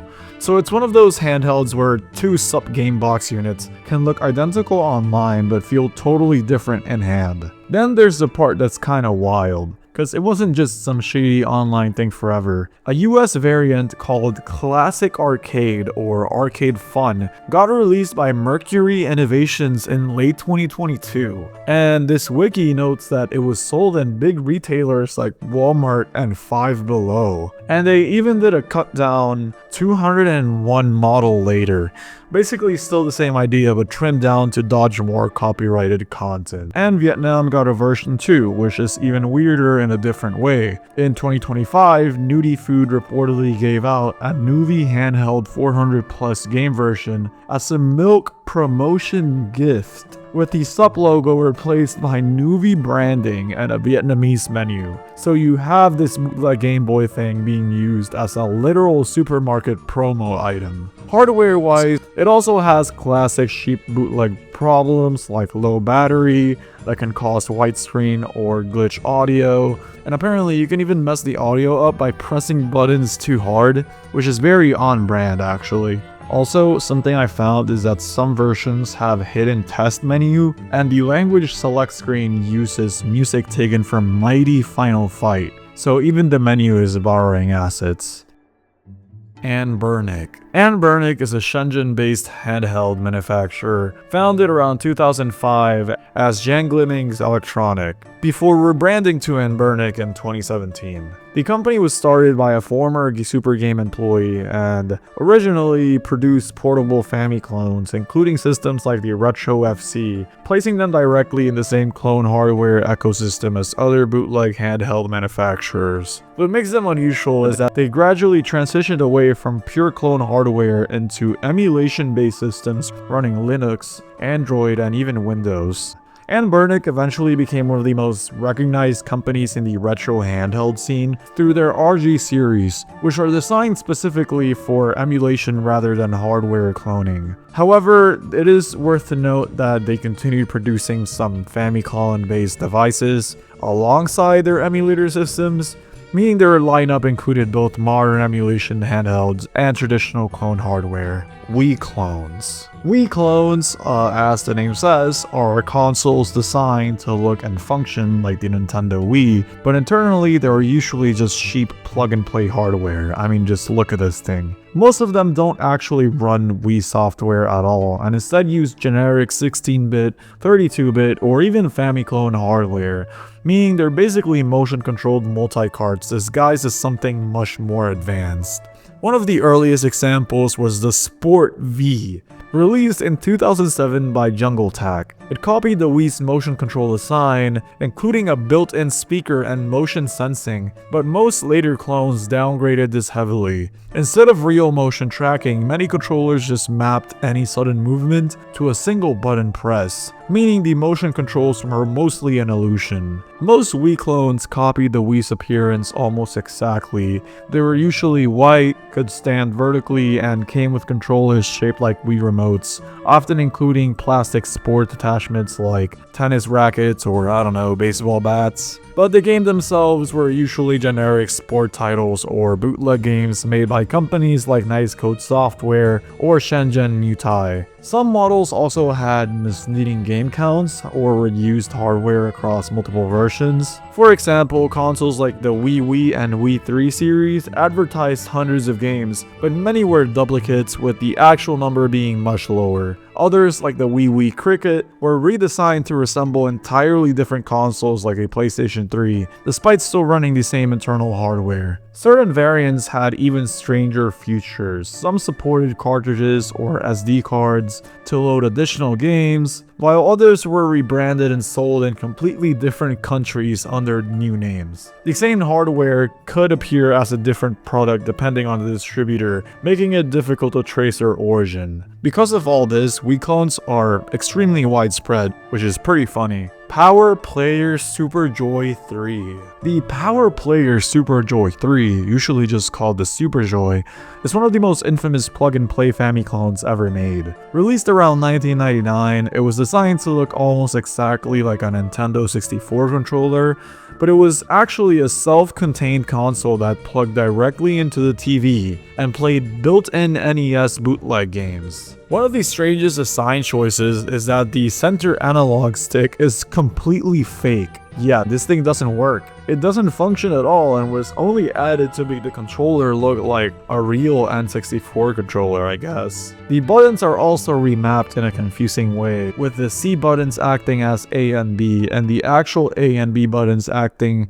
as start and select. The console is most famous for its massively inflated game count. Most versions advertise 76,001, but you know, it's actually just like 76 games repeated 1,000 times in the menu. Some games were also renamed to imitate more popular franchises, like this one being labeled as King of Fighter, Karateka being called Tekken, and Muscle Tag Match being renamed WWF. The packaging itself was also very misleading. The box didn't clearly explain what the product even was and instead used generic artwork and even included an unlicensed image from Star Wars Episode 1. The high game count was often displayed as a gold sticker rather than being part of the original box design. The Super Joy became especially controversial after Nintendo took legal action against sellers. In 2004 and 2005, the FBI seized thousands of units from malls in the United States, and one distributor was sentenced to 5 years in prison for selling them. Despite this, the consoles continued to circulate through flea markets and other unofficial sellers for years afterward.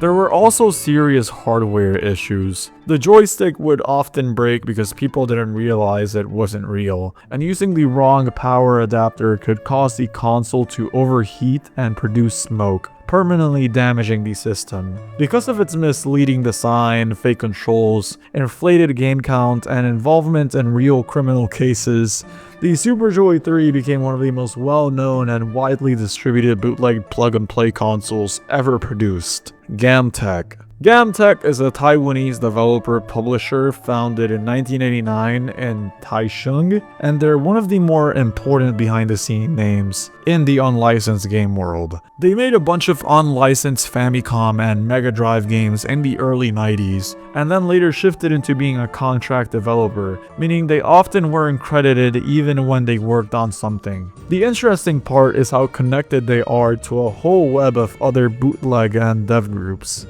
A lot of people who worked at Gamtech later formed or joined other Taiwanese companies like AV Artisan, Super Game, Vast Game, etc. So Gamtech ends up being like a spawn point for that whole Taiwanese scene. They're also associated with a very specific kind of bootleg fingerprint, like they reuse sound drivers and sound effects from real licensed games, and they kind of popularized doing that. It is worth to note that their Famicom games use the sound driver from Twin Bee 3, and their Mega Drive stuff reused drivers tied to games like Wonder Boy 3, Monster Lair, and even ported sound effects from titles like Sonic and Whip Rush into unlicensed games. So you'll have like these bootleg cartridges where the gameplay is fake, the branding is fake, but the sound effects are literally recognizable. Another weird thing is that after their main dev team seemed to have disbanded in the late 90s, there's evidence they may have still been involved in late-era Mega Drive bootlegs like Sonic Jam 6, Super Donkey Kong 99, and Pocket Monster,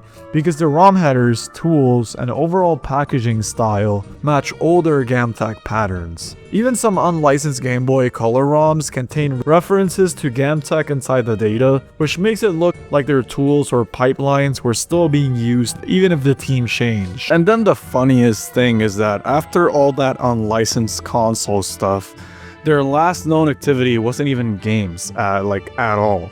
The Bootleg Games Wiki says that apparently they later ran an online gambling site called Bingo King, and by the 2020s their web presence basically turned into dead or placeholder pages. So it's one of those companies that helped shape a chunk of bootleg console history, but then got turned into something completely different, like gambling. Are we serious? What are we doing? Power Cracker. Power Cracker is basically the Super Joy 3's modern sequel. A pirated NES on a ship plug and play, but redesigned to look like an Xbox 360 controller. It first shows up around 2011 and is usually attributed to Sinango, and it's the kind of thing people still find at flea markets because it was produced and reshelled for years. The main gimmick is the same scam as Super Joy. It claims 76,000 games, but the real list is closer to a normal multi-game set with repeats. A lot of the titles are also the same kind of fake franchise bait renames, like the ones I mentioned earlier with Karateka being called Tekken and Muscle Tag Match being called WWF. Some entries are even misspelled or duplicated under slightly different names. The box is maybe the funniest part. The front literally calls it, quote, the greatest game machine in the planet, close quote, and the back uses stolen screenshots and a fake review quote about it being the most impressive TV game machine ever. It is worth to note that the box art straight up steals ninja characters from Tenchu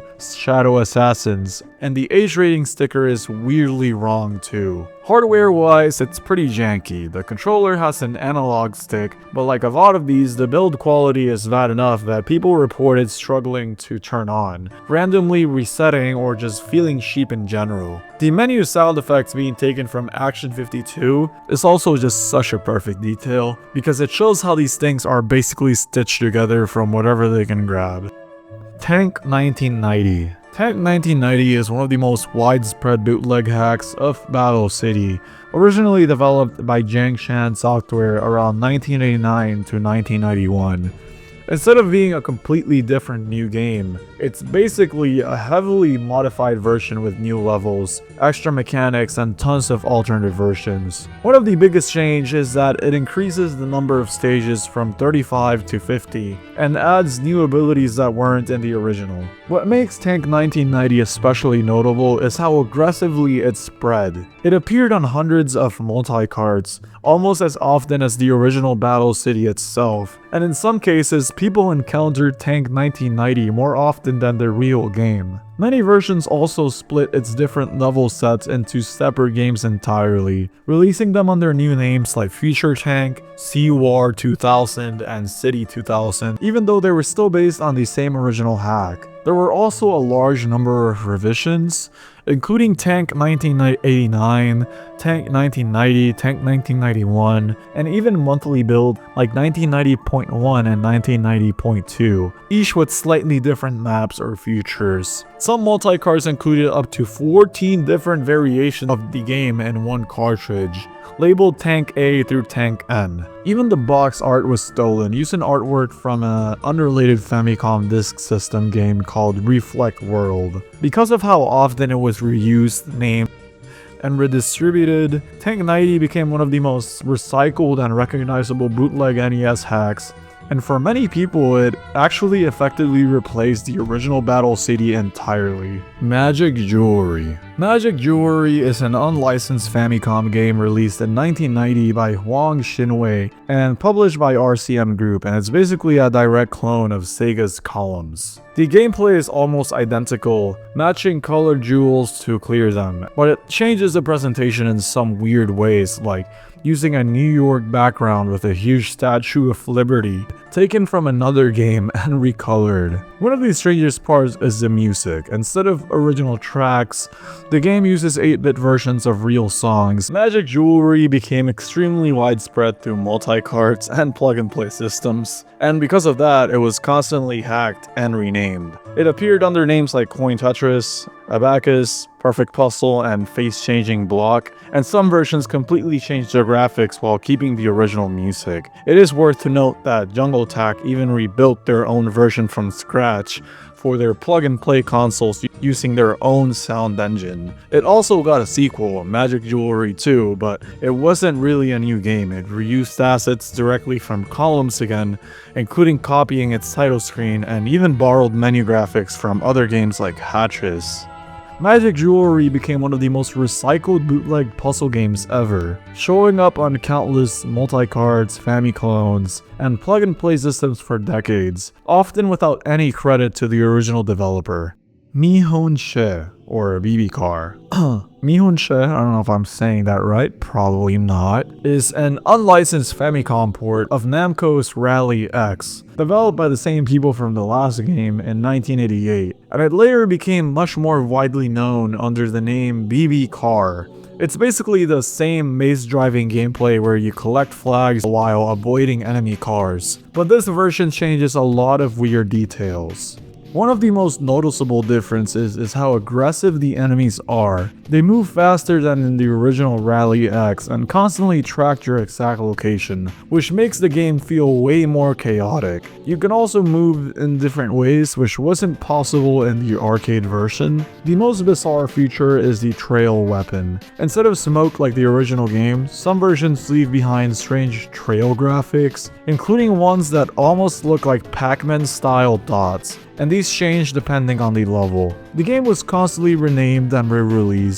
Besides the original name, it appeared as BB Car, Super Car, Ecstasy Car, Strange Car, and Confused Car, often with small graphical or music changes. The 1991 BB Car version added level select and removed copyright text, which was probably done to hide how directly it copied Rally X. Like Magic Jewelry, this became another common bootleg that showed up on multi-carts for years. Brush Roller. Brush Roller is an unlicensed Famicom clone of the 1981 arcade game Crush Roller, made by the same people as the last two games in 1990. Like the original, you move around the maze painting the ground while avoiding enemies, but this version has some really strange changes again. One of the weirdest mechanics is the scoring system. You don't get points for painting the maze at all. Instead, the main way to score is by running over fish, and each fish gives you one more point than your current total, which is a bizarre exponential style scoring system not seen in the original. It also gives you 9 lives instead of 3, making it much easier, and also adds a 200-second timer that wasn't in the arcade version. Even stranger, the music is directly reused from Magic Jewelry, but specifically the song All Kinds of Everything. The game was later hacked into Boogeyman, which appeared on infamous multicarts like Caltron 6 and 1. After that, it kept getting endlessly reused on plug-and-play consoles under names like Brush Roll 2, Paintmaster, and Monster Dash, meaning the single bootleg basically lived on for decades in different forms too. Sashin. Sashin was one of the most infamous unlicensed game companies of all time, operating out of Taiwan from 1988 until the early 2000s. What makes them especially interesting isn't just that they made bootleg games, but how strangely professional and widespread they were. Their games were sold worldwide through actual publishers in the US, Brazil, Japan, and Europe, meaning a lot of kids owned Sashin games without even realizing they were bootlegs. One of the weirdest things about Sashin is how many of their games either stole directly from other franchises or secretly existed in multiple altered versions. Some of their releases, like Papillon Gals and Mahjong Trap, included hidden or alternate versions with nudity and just NSFW content, which is extremely unusual for NES games. Others, like Jurassic Boy, were obvious Sonic clones, even referencing abilities and the manual that don't exist in the game itself. They also released tons of multi-carts, but unlike most multi-carts filled with random stolen games, Sashin's multi-carts were mostly just their own games repackaged over and over to look like new releases. Near the end of their life, something even stranger happened. Around 2001, collectors started ordering one of their supposed unreleased games called Huge Insect. At first, Sashin claimed it didn't exist, but after enough people kept asking for it, they literally manufactured and released the game over a decade later just to fulfill the demand. So this bootleg company literally got pressured into releasing a lost game by collectors themselves. World Heroes 2. The 1994 Famicom bootleg by Konisoft is infamous for having one of the most absurd crossover rosters ever put into a single game. Characters like Mario, Sonic, Bowser, Goku, Leonardo, and Street Fighter characters all appear together, despite having nothing to do with the real World Heroes series. What makes it especially bizarre is that almost everything is stolen. The sprites, stages, and music were ripped directly from other games like Street Fighter 2, Super Mario World, Sonic the Hedgehog, and Dragon Ball Z. Even the gameplay itself may just be a modified version of Fatal Fury 2.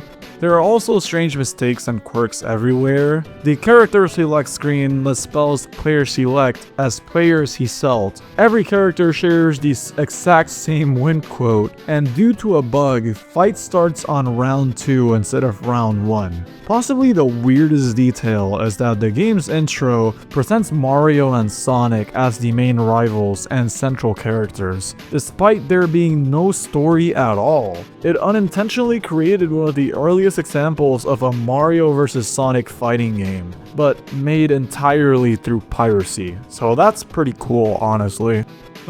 Mortal Kombat 2. This 1994 Famicom bootleg by the infamous Hummer team is one of the strangest fake Mortal Kombat ports ever made, mainly because despite being called Mortal Kombat 2, it's actually a downgraded version of the first game.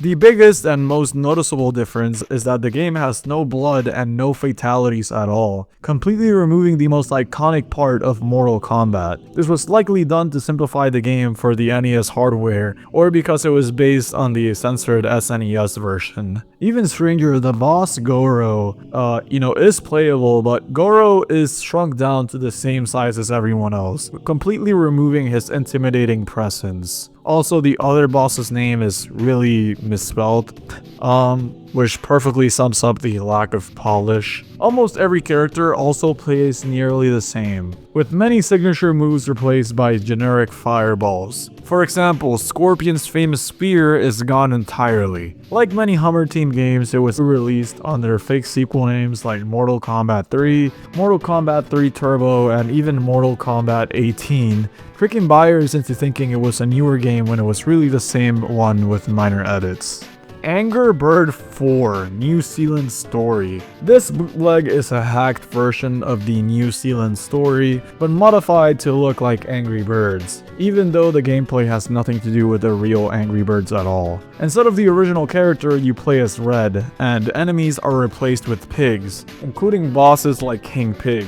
But the actual gameplay is still the same platformer where you walk around and shoot enemies, meaning it doesn't resemble Angry Birds' formula in any real way. One weird detail is that the game actually starts on World 2 instead of World 1, making it feel incomplete or broken depending on the version. This hack is also often labeled on multi-cards as Angry Birds 2 or Angry Birds 4, even though there was never an Angry Birds 1 on NES. This was likely done to just make it seem like part of a bigger series and trick buyers. It's basically an example of bootleggers taking a popular modern mobile game and forcing its characters into a completely unrelated NES game just to make it sell.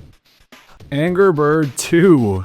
Okay. This is another fake Angry Birds NES game, but this time it's just a sprite hack of Moai Kun, meaning the gameplay wasn't changed at all. Instead of launching birds like in the real Angry Birds, you just walk around solving puzzles, pushing blocks, and rescuing birds, which makes the title completely misleading. Enemies were turned into pigs, and the character was replaced by Red, but everything else is identical to the original game underneath. Even weirder, some versions were renamed to things like Angry Birds 2, Angry Birds 3, or even Angry Cow, likely to hide copyright or make it seem like part of a larger series, you know? Some copies also start on level 2 immediately, which again makes it feel broken or incomplete, something very common with multi-card bootlegs.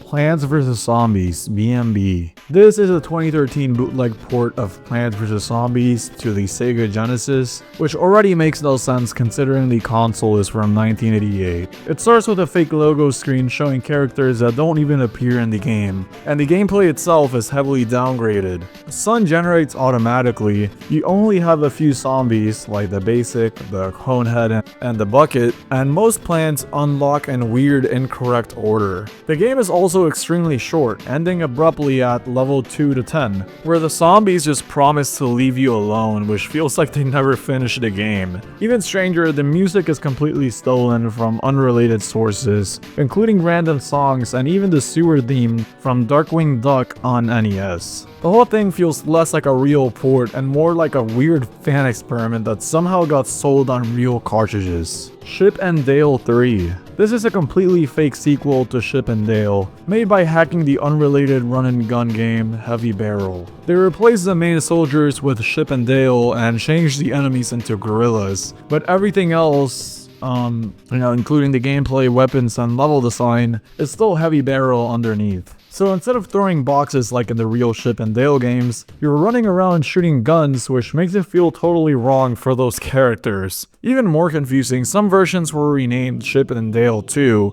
meaning there are bootlegs pretending to be both a fake sequel and a fake replacement for the real sequel. It was sold on cartridges and multi-cards, which means a lot of kids probably play this thinking it was an actual official Disney game when it wasn't. Puckman Pokemon.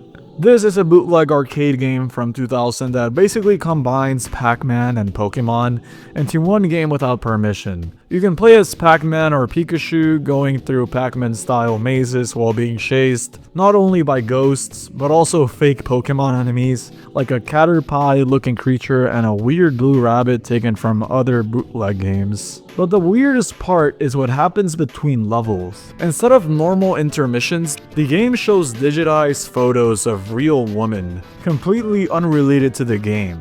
There are 14 photos total, and once you see all of them, the game just loops forever. The scoring system is also very strange. You don't actually get points while eating pellets, they only get awarded at the end. And in multiplayer, whoever ate the most steals all the points. It even freezes completely at exactly 500,000 points, meaning you literally can't go higher. This game is basically a mashup of stolen assets, random mechanics, and completely unrelated bonus content, which makes it one of the strangest arcade bootlegs ever made. Ultracade. Ultracade was an arcade machine released in 2001 that claimed to legally include dozens of classic games, but in reality, most of them were pirated. It came with around 86 built-in games like Donkey Kong, Pac-Man, Galaga, and Mr. Do, and more could be added using USB drives and CDs. The system was literally just a PC running arcade ROMs off a hard drive. What makes it especially shady is that the company didn't just include pirated games, they actively tried to make it look legitimate. They released fake press statements claiming they had licenses, sent fake payments to companies that didn't even exist anymore, and even tried to trademark the MAME emulator itself without permission. They also claimed they owned rights to certain arcade characters when they didn't, and used official artwork and branding to make arcade operators believe everything was legal. Eventually, the founder was sued, and in 2013, he pleaded guilty to fraud-related charges connected to the Ultracade. This makes Ultracade less like a normal bootleg and more like a full-scale piracy operation, pretending to be an official arcade platform. Fantastic. Finally, we have Fantastic. Fantastic is a Brazilian bootleg of Galaga, made in the early 1980s, but what's interesting is that it doesn't even run on Galaga hardware. Instead, it runs on modified Mooncresta hardware, which itself was already based on Galaxian hardware, so it's basically a clone of a clone running on recycled hardware. Gameplay is almost identical, like enemies fly in formation, swoop down, and can capture a ship with a tractor beam so you can later rescue it and gain dual fighters. But because the hardware is different, some things are noticeably broken or off. The enemy colors are slightly wrong, some music is missing entirely, and certain sound effects don't play correctly. There's also rumors of a sequel called Super Fantastic, which was supposedly a bootleg of Gapless, meaning they just kept bootlegging Namco's newer games as they're released. That's pretty funny, man.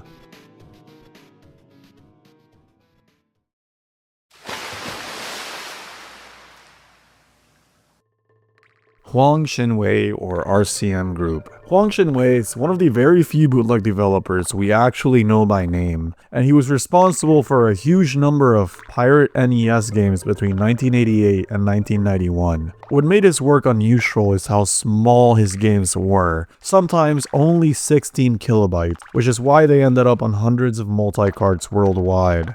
His most famous game, Magic Jewelry, was just a clone of Columns, but it became one of the most recycled bootleg games ever made. To distribute them, he created the RCM Group, which exported cartridges internationally under labels like Golden Game. But things got strange in 1991 when several people connected to the company were arrested, and their international distribution suddenly stopped. Even weirder, one of his games, Block Force, secretly contained an actual photograph of another developer hidden inside the ROM, which wasn't discovered until decades later. It's crazy because these bootleg games weren't just anonymous knockoffs, but tied to a real person whose work quietly spread across the world. Street Dance. Street Dance is an extremely bizarre bootleg because it's basically a fake Dance Dance Revolution running on the NES, a console that was never designed for rhythm games like that in the first place. It was developed around 2000 by a Chinese bootleg company called Inventor, during a time when DDR was massively popular worldwide. Instead of original content, it uses stolen and badly recreated versions of famous songs like Butterfly and My Heart Will Go On. But here's the weird part. The game claims to have 68 songs, yet only about 6 actually work. The rest are either duplicates or completely silent, strongly suggesting that this was a programming demo or unfinished prototype, rather than a real commercial release. The game also randomly includes Jar Jar Binks as a dancer, which obviously makes no sense, but also reflects how bootleg game developers would just throw in whatever popular character they could without worrying about copyright. What makes it even more interesting is that the code didn't die there. Years later, other bootleg companies reused and modified Street Dance, releasing plug-and-play versions with real voice samples, and eventually even turning it into a Gangnam-style dance game in the 2010s. Caltron 6-in-1. Caltron 6-in-1 is one of the most infamous NES bootleg multi-carts ever made, and weirdly also one of the rarest. It was released in 1992 by Anti-Deck, a Taiwanese bootleg company pretending to be an American publisher called Caltron. The cartridge includes 6 games, but almost all of them are direct clones of other games. One of them, Bookeyman, is literally a stolen and modified version of Brush Roller, which itself was already a clone, meaning it's basically a clone of a clone. But the real reason this cart became legendary is what happened after. When Caltron went out of business, another company called Myriad bought the leftover cartridges and just slapped their own labels on top, without even removing the original Caltron label. You can literally see the old label sticking out from the sides. They also individually serial numbered each copy, and today collectors believe fewer than 100 copies still exist. Because of this, it became one of the rarest and most valuable unlicensed NES games ever, which is ironic considering it was originally just cheap shovelware. Crash Hacks, PvP. The Crash Hacks are a series of bizarre bootleg NES game modifications that appeared mainly on cheap handhelds like the PlayVision Portable, where developers would take completely unrelated NES games and replace the main character with Crash Bandicoot. For example, in one hack of the Jungle Book, they literally just replaced Mowgli with Crash, but left all the Disney copyright text intact. So the title screen actually says Walt Disney's Crash. In another hack called Crash 4, the Dream Master, Crash replaces Nemo during gameplay, but the cutscenes still show Nemo. Yeah, meaning Crash randomly turns back into Nemo during story scenes. Some of the edits are even worse. In Crash 3, they didn't even replace the whole character, they just pasted Crash's head onto another character's body. These hacks existed mainly to trick kids into thinking the handheld had real Crash Bandicoot games, when in reality they were just reskinned NES games from the late 80s and early 90s. Wysing. Wysing is one of the most infamous bootleg game companies ever. They tried to recreate entire modern games on the NES, even when it made no sense. First of all, I thought this was interesting. The company's name, Wysing, is the Chinese word for extraterrestrial or alien. One of their most ridiculous examples is Biohazard, a game we already talked about in Tier 2, which is their attempt at turning Resident Evil into an NES game in 2003. Instead of being a demake made years later for fun, this was sold as an actual NES Famicom release, which is insane considering the hardware was already obsolete. They also made tons of fake Pokemon, Final Fantasy, and Zelda games, which often looked convincing at first but were completely different games underneath. Weirdly, they also translated real Japanese RPGs into Chinese, meaning for some kids, their first experience with those franchises was through these unofficial bootleg versions and not the real ones. Inventor. Inventor was one of the most important bootleg developers behind the massive number of weird NES games found on plug-and-play systems in the 2000s. They're actually the same company behind Street Dance, the bizarre Dance Dance Revolution bootleg we talked about earlier, the one that randomly includes Jar Jar Binks as a dancer. But they didn't just make original bootlegs, they also created hundreds of hacks where they would take real NES games and modify them to avoid copyright. Sometimes this meant replacing characters, renaming games, or slightly changing graphics so they wouldn't be immediately recognizable. Some of their hacks were extremely ambitious too, like F-22, which is technically a hack of an older NES shooter but was modified so heavily that it feels like a completely new game. Even after Inventor disappeared, their games kept getting reused by other bootleg companies, which is why the exact same strange games kept appearing for years on their different cheap plug-and-play consoles. Super Angry Birds NES. Super Angry Birds is a really weird bootleg because it's basically a mobile game that somehow got ported all the way backwards onto the NES in 2013. What makes it even stranger is that it's not even a direct port of the mobile version, it's actually a port of the already bootleg Sega Genesis version first. Meaning this is technically a bootleg of a bootleg. And the game barely works like real Angry Birds. The physics are completely broken, and the birds explode on impact no matter what, which makes their special abilities almost pointless. You can't even properly knock down structures, you usually have to hit pigs directly. Plants vs Zombies NES. The NES version of Plants vs Zombies is one of the most infamous bootleg downgrades ever made because they again somehow took a 2009 PC game and crammed it onto hardware from 1983, and it barely functions. The game only has about 5 real levels, and after you beat them it just sends you back to the title screen like nothing happened. There's no ending, there's no progression, there's really nothing to this game, and what's even worse is that the game doesn't even have a pause feature. They literally made the pause graphic but forgot to program the ability to pause. There's also a bunch of unused content hidden inside, including extra levels, unused plants like the puff shroom, and unused animations, which suggests the game was rushed out as fast as possible. It was developed by Nice Code, the same company we talked about earlier that kept making downgraded NES versions of modern games like Angry Birds, which shows that these bootleg developers really just didn't care and were still forcing modern franchises onto completely outdated hardware decades later. VTO2. This entry is interesting because the VTO2 isn't like a game or console, it's the hardware that made a lot of these weird bootleg games possible in the first place. It's basically a modified version of the original NES built into a single chip, and it became the foundation for tons of plug-and-play consoles and cheap handhelds in the 2000s. What made the VTO2 special is that it was more powerful than a normal NES. It added extra sound channels, better audio quality, and special features that let developers cram bigger and more complex games into these cheap systems. This is why so many bootleg versions of modern games like Angry Birds, Plants vs Zombies, and the Dance Dance Revolution style games we talked about earlier were even possible. They weren't running on a real NES but on this upgraded clone hardware pretending to be one. Basically, the VTO2 is the reason the bootleg NES lasted decades longer than it was ever supposed to.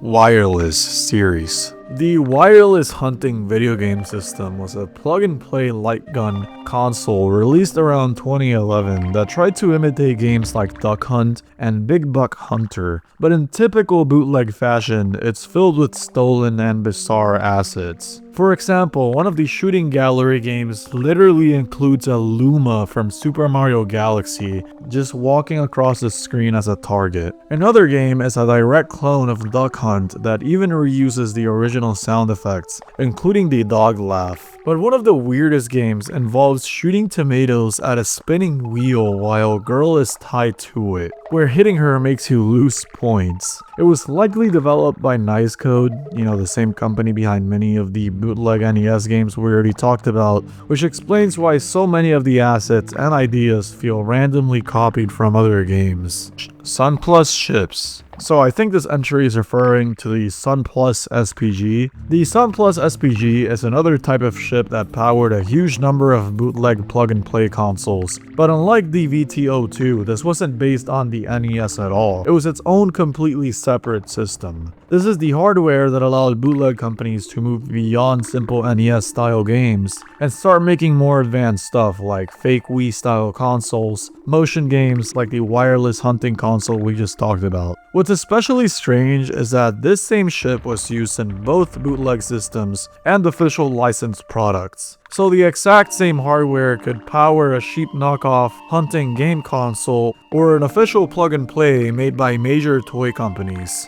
Basically, the SPG chips are what allowed bootleg consoles to evolve from fake NES games into those weird fake Wii-like systems you'd see in stores in the late 2000s and early 2010s. F22. So we briefly talked about this entry in the prior entry, but yeah, F-22 was one of the most infamous advanced NES bootleg hacks, and it's actually a heavily modified version of Capcom's 1943. But unlike most simple reskins, this one tries to pass itself off as a completely original game. It replaces the planes, levels, and power-ups, and even steals music from random sources like Star Wars and Doom, which suddenly start playing mid-level for no reason. This makes the game feel really strange, like multiple unrelated games smashed together. What makes it even weirder is how many different fake versions exist. It was constantly re-released under different names like Navigator, F-35, and F-85, sometimes with huge parts missing.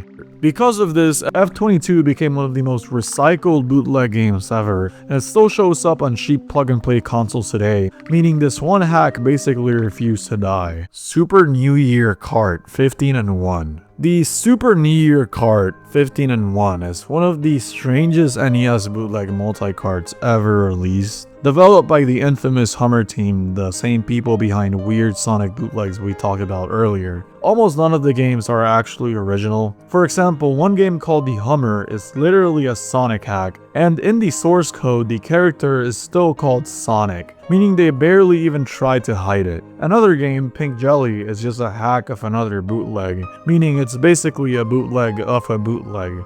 But the weirdest part is how broken and unfinished everything is. Some games are missing their title screens entirely, others have leftover source code still inside the cartridge, and one game even randomly plays Donkey Kong Country 4 music if you change a hidden value. And in one of the games called War, the boss is literally Osama bin Laden, which makes absolutely no sense and shows how bizarre and unfiltered these bootlegs really were. Power Joy. The Power Joy is definitely one of the most infamous bootleg consoles ever made, mostly because of how blatantly misleading it was. At first glance, it looks like a Nintendo 64 controller, but it's actually a full NES clone with a cartridge slot built directly into the controller. It even has a light gun built into the front, which makes it look even more ridiculous. But the most famous lie was the claim that it had 9,999 games in one. In reality, it only had about 6 real games, repeated hundreds or thousands of times with slightly different names. Most of the games were also heavily hacked versions of NES games. For example, there's a Mario hack called Pandamar, where Mario is replaced with a panda, and Pokemon-themed hacks of completely unrelated games. Despite how cheap and misleading it was, the Power Joy sold over 1 million units, and for a lot of kids, this was their first exposure to bootleg games without them even realizing it. Squirrel King. Squirrel King is one of the strangest bootleg games ever made because it's basically a stolen remake of Disney's Chip and Dale Rescue Rangers, but released on the Sega Genesis. Instead of porting the original game, the developers completely recreated it from scratch with redrawn graphics, new music, and even new abilities like shooting fireballs, which weren't in the original. But they didn't even bother hiding where they got their ideas from. The characters are literally still Chip and Dale. What makes this game even weirder is that it was later turned into multiple bootleg hacks. One version replaces Chip and Dale with Mario and Luigi, but the gameplay is still the same, meaning Mario is running around throwing boxes and fireballs in levels that don't even function like Mario stages. Even more bizarre, the music in some levels is stolen directly from other games and movies, including Donkey Kong Country and The Lion King.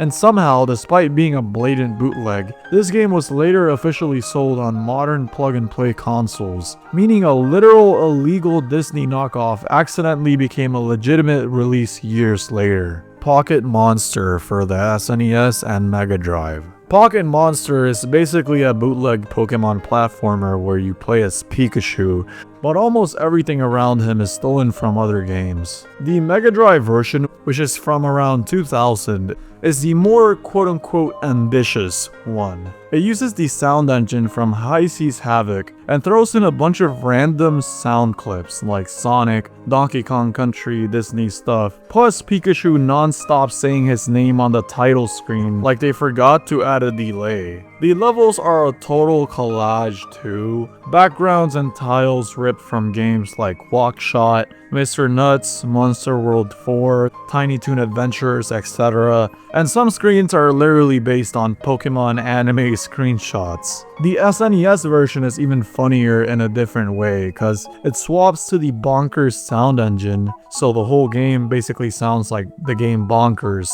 and it even has an anti-piracy check in an already pirated game. If it thinks you're on a pirate cart or a bad emulator, the intro just loops forever. It's one of those bootlegs where the Pokemon game part is almost the smallest detail. It's really just a Frankenstein mashup that happens to have Pikachu in it. X-Sashin developers. The X-Sashin developers were basically groups of former employees from the Taiwanese bootleg company Sashin, who split off in the mid-90s and continued making unlicensed Famicom games on their own. They were actually experienced developers who reused their own engines, tools, and sound drivers across tons of bootlegs. Many of their games like Super Donkey Kong 2, Toy Story, and Earthworm Jim 2 on the NES weren't just simple reskins, but they were full original games built from scratch, just using stolen characters and assets. They also reused fake names and inside jokes in the credits. For example, one developer listed was actually the president of Taiwan at the time,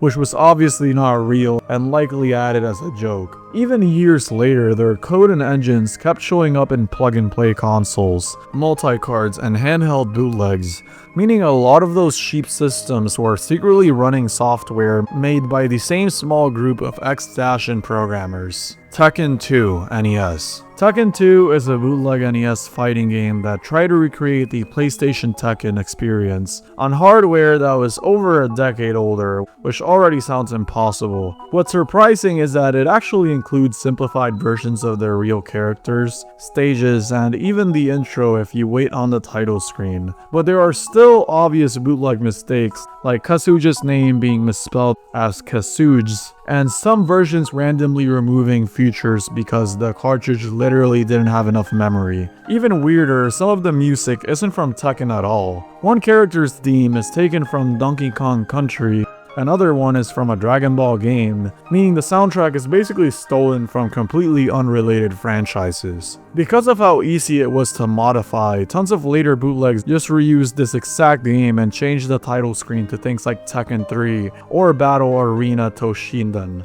even though the actual game stayed exactly the same. AVE. This is referring to AVE, or American Video Entertainment, which was one of the few American companies openly making and selling illegal NES games in the early 90s, and they weren't even trying to hide it. What makes them especially interesting is that when Nintendo updated the NES to block bootleg cartridges, AVE literally gave customers instructions over the phone on how to modify their consoles to bypass Nintendo's protection. They also ended up suing Nintendo for $105 million, accusing them of having an illegal monopoly. The case was settled in secret, but AVE went bankrupt soon after, so yeah. They're also responsible for one of the most infamous bootleg NES games ever made, Schiller, a violent shooting game where instead of enemies, you torture tied up human victims in a dungeon. It was so controversial that Nintendo refused to license it, which is why AVE published it illegally instead. Even weirder, one of their games, Mermaids of Atlantis, was actually a censored version of a Japanese adult game, meaning AVE was quietly localizing and selling modified pornographic games on the NES. Wonder Boy and Monsterland. English bootlegs. This version of Wonder Boy and Monsterland is one of the strangest examples of a bootleg actually influencing official releases. It was an unauthorized English translation of the original Japanese arcade game, but the translation was extremely broken. The most famous example is the message X gold get, which makes no grammatical sense, and somehow, this exact broken line was later later reused in official home ports released in Europe. Some versions are even worse, and certain cabinets, the title isn't even spelled correctly, appearing as Monsterland, and bosses were randomly renamed. For example, the Red Knight was renamed Red Man. What makes this bootleg especially bizarre is that it became so popular in Europe that companies like Activision ended up porting the game to home computers based on the bootleg translation, meaning the official versions of the game were indirectly based on an illegal, badly translated version instead of the original Japanese release. Pocket Monster, NES and Famicom. This version of Pocket Monster is one of the earliest Pokemon bootlegs, and it's barely even a Pokemon game. And we already talked about this entry a few minutes ago, but basically this is actually a hack of another bootleg game called Panda World, with Pikachu simply replacing the original character. But the game barely tries to hide how fake it is. Most of the graphics are stolen from completely unrelated NES games like Athena and Adventure Island 2, and many of the enemies aren't even Pokemon.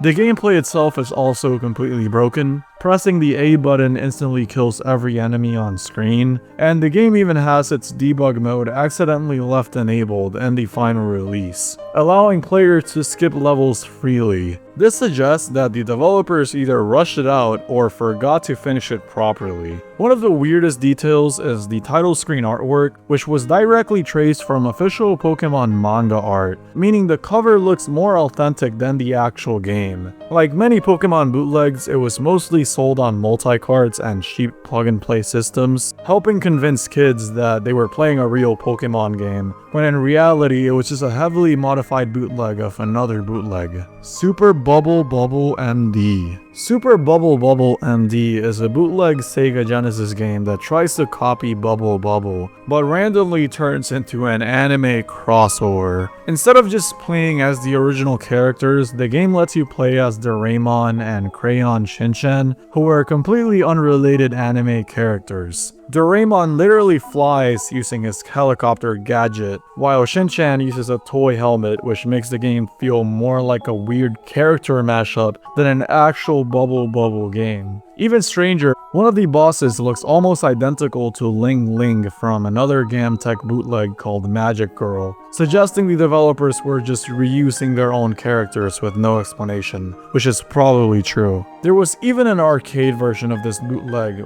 which ran on modified Sega Genesis hardware, meaning this unofficial knockoff somehow made the jump from cheap cartridges to full arcade machines. The game also included anti-emulator protection to prevent it from running properly, which is ironic since the game itself was already an unauthorized copy of another game. Zigzag. Zigzag is one of the earliest arcade bootlegs ever made, and it's basically just Dig Dug with the copyright removed. It was released in 1982 by a company calling itself Lax, which wasn't even a real company. It was a fake name used to hide the fact that it was an unauthorized copy. The gameplay is almost identical, except for some weird changes. For example, the pump weapon from Dig Dug is gone, so instead, the player just touches enemies to inflate and kill them. The game also added a pickaxe power-up that lets you dig faster, something that never existed in the original. One of the strangest parts is that the game completely breaks after level 99.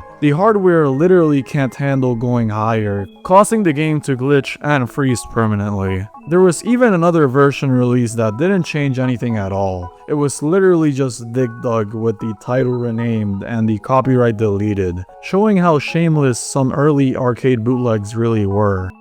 Amstrad NN900. The Amstrad NN900 is a perfect example of how far bootleg consoles would go to trick people, because this is literally just a fake PlayStation 2. Despite the name, it has nothing to do with Amstrad, and is actually just a cheap Famicom clone sold in Italian discount stores in the early 2000s. It was also called the Polystation 2, which was clearly meant to confuse parents into thinking it was a real PS2. The box makes insane claims like 8 billion and 1 games, but in reality it only has 18 NES games, repeated hundreds of times. Even worse, games like Spider-Man had their cutscenes completely blacked out, probably to avoid copyright issues. What makes it even funnier is the hardware itself, because if you open it, most of the console is actually empty. The actual computer is just a tiny chip glued to the board, while the rest is hollow plastic to make it feel bigger and, I guess, more real. It really shows how these consoles were designed more to look impressive than to actually be impressive. Shopping channel plug and play. The final shopping channel plug and play entry in Tier 4 is most likely referring to a bizarre situation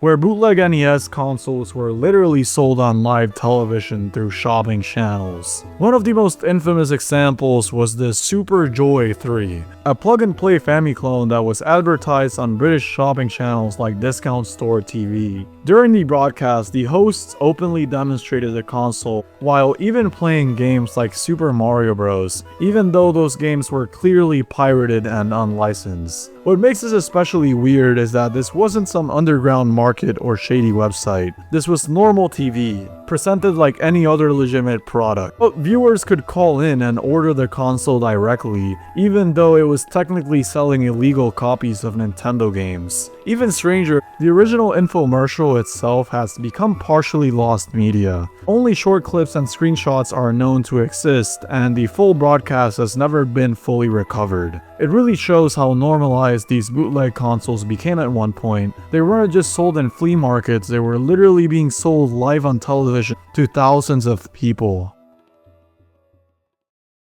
Alright, that's part 1 of the Bootleg Games Iceberg. Yeah, don't kill me for wanting to actually drop a video I found interesting for you guys, while sparing my sanity from making a 5-hour video.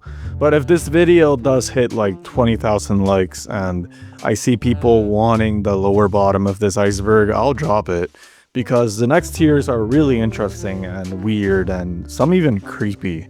Subscribe if you want to see me finish this iceberg. Yeah, the second part is probably gonna come. So whether it's part 2 or another thing, see you in the next video. Bye.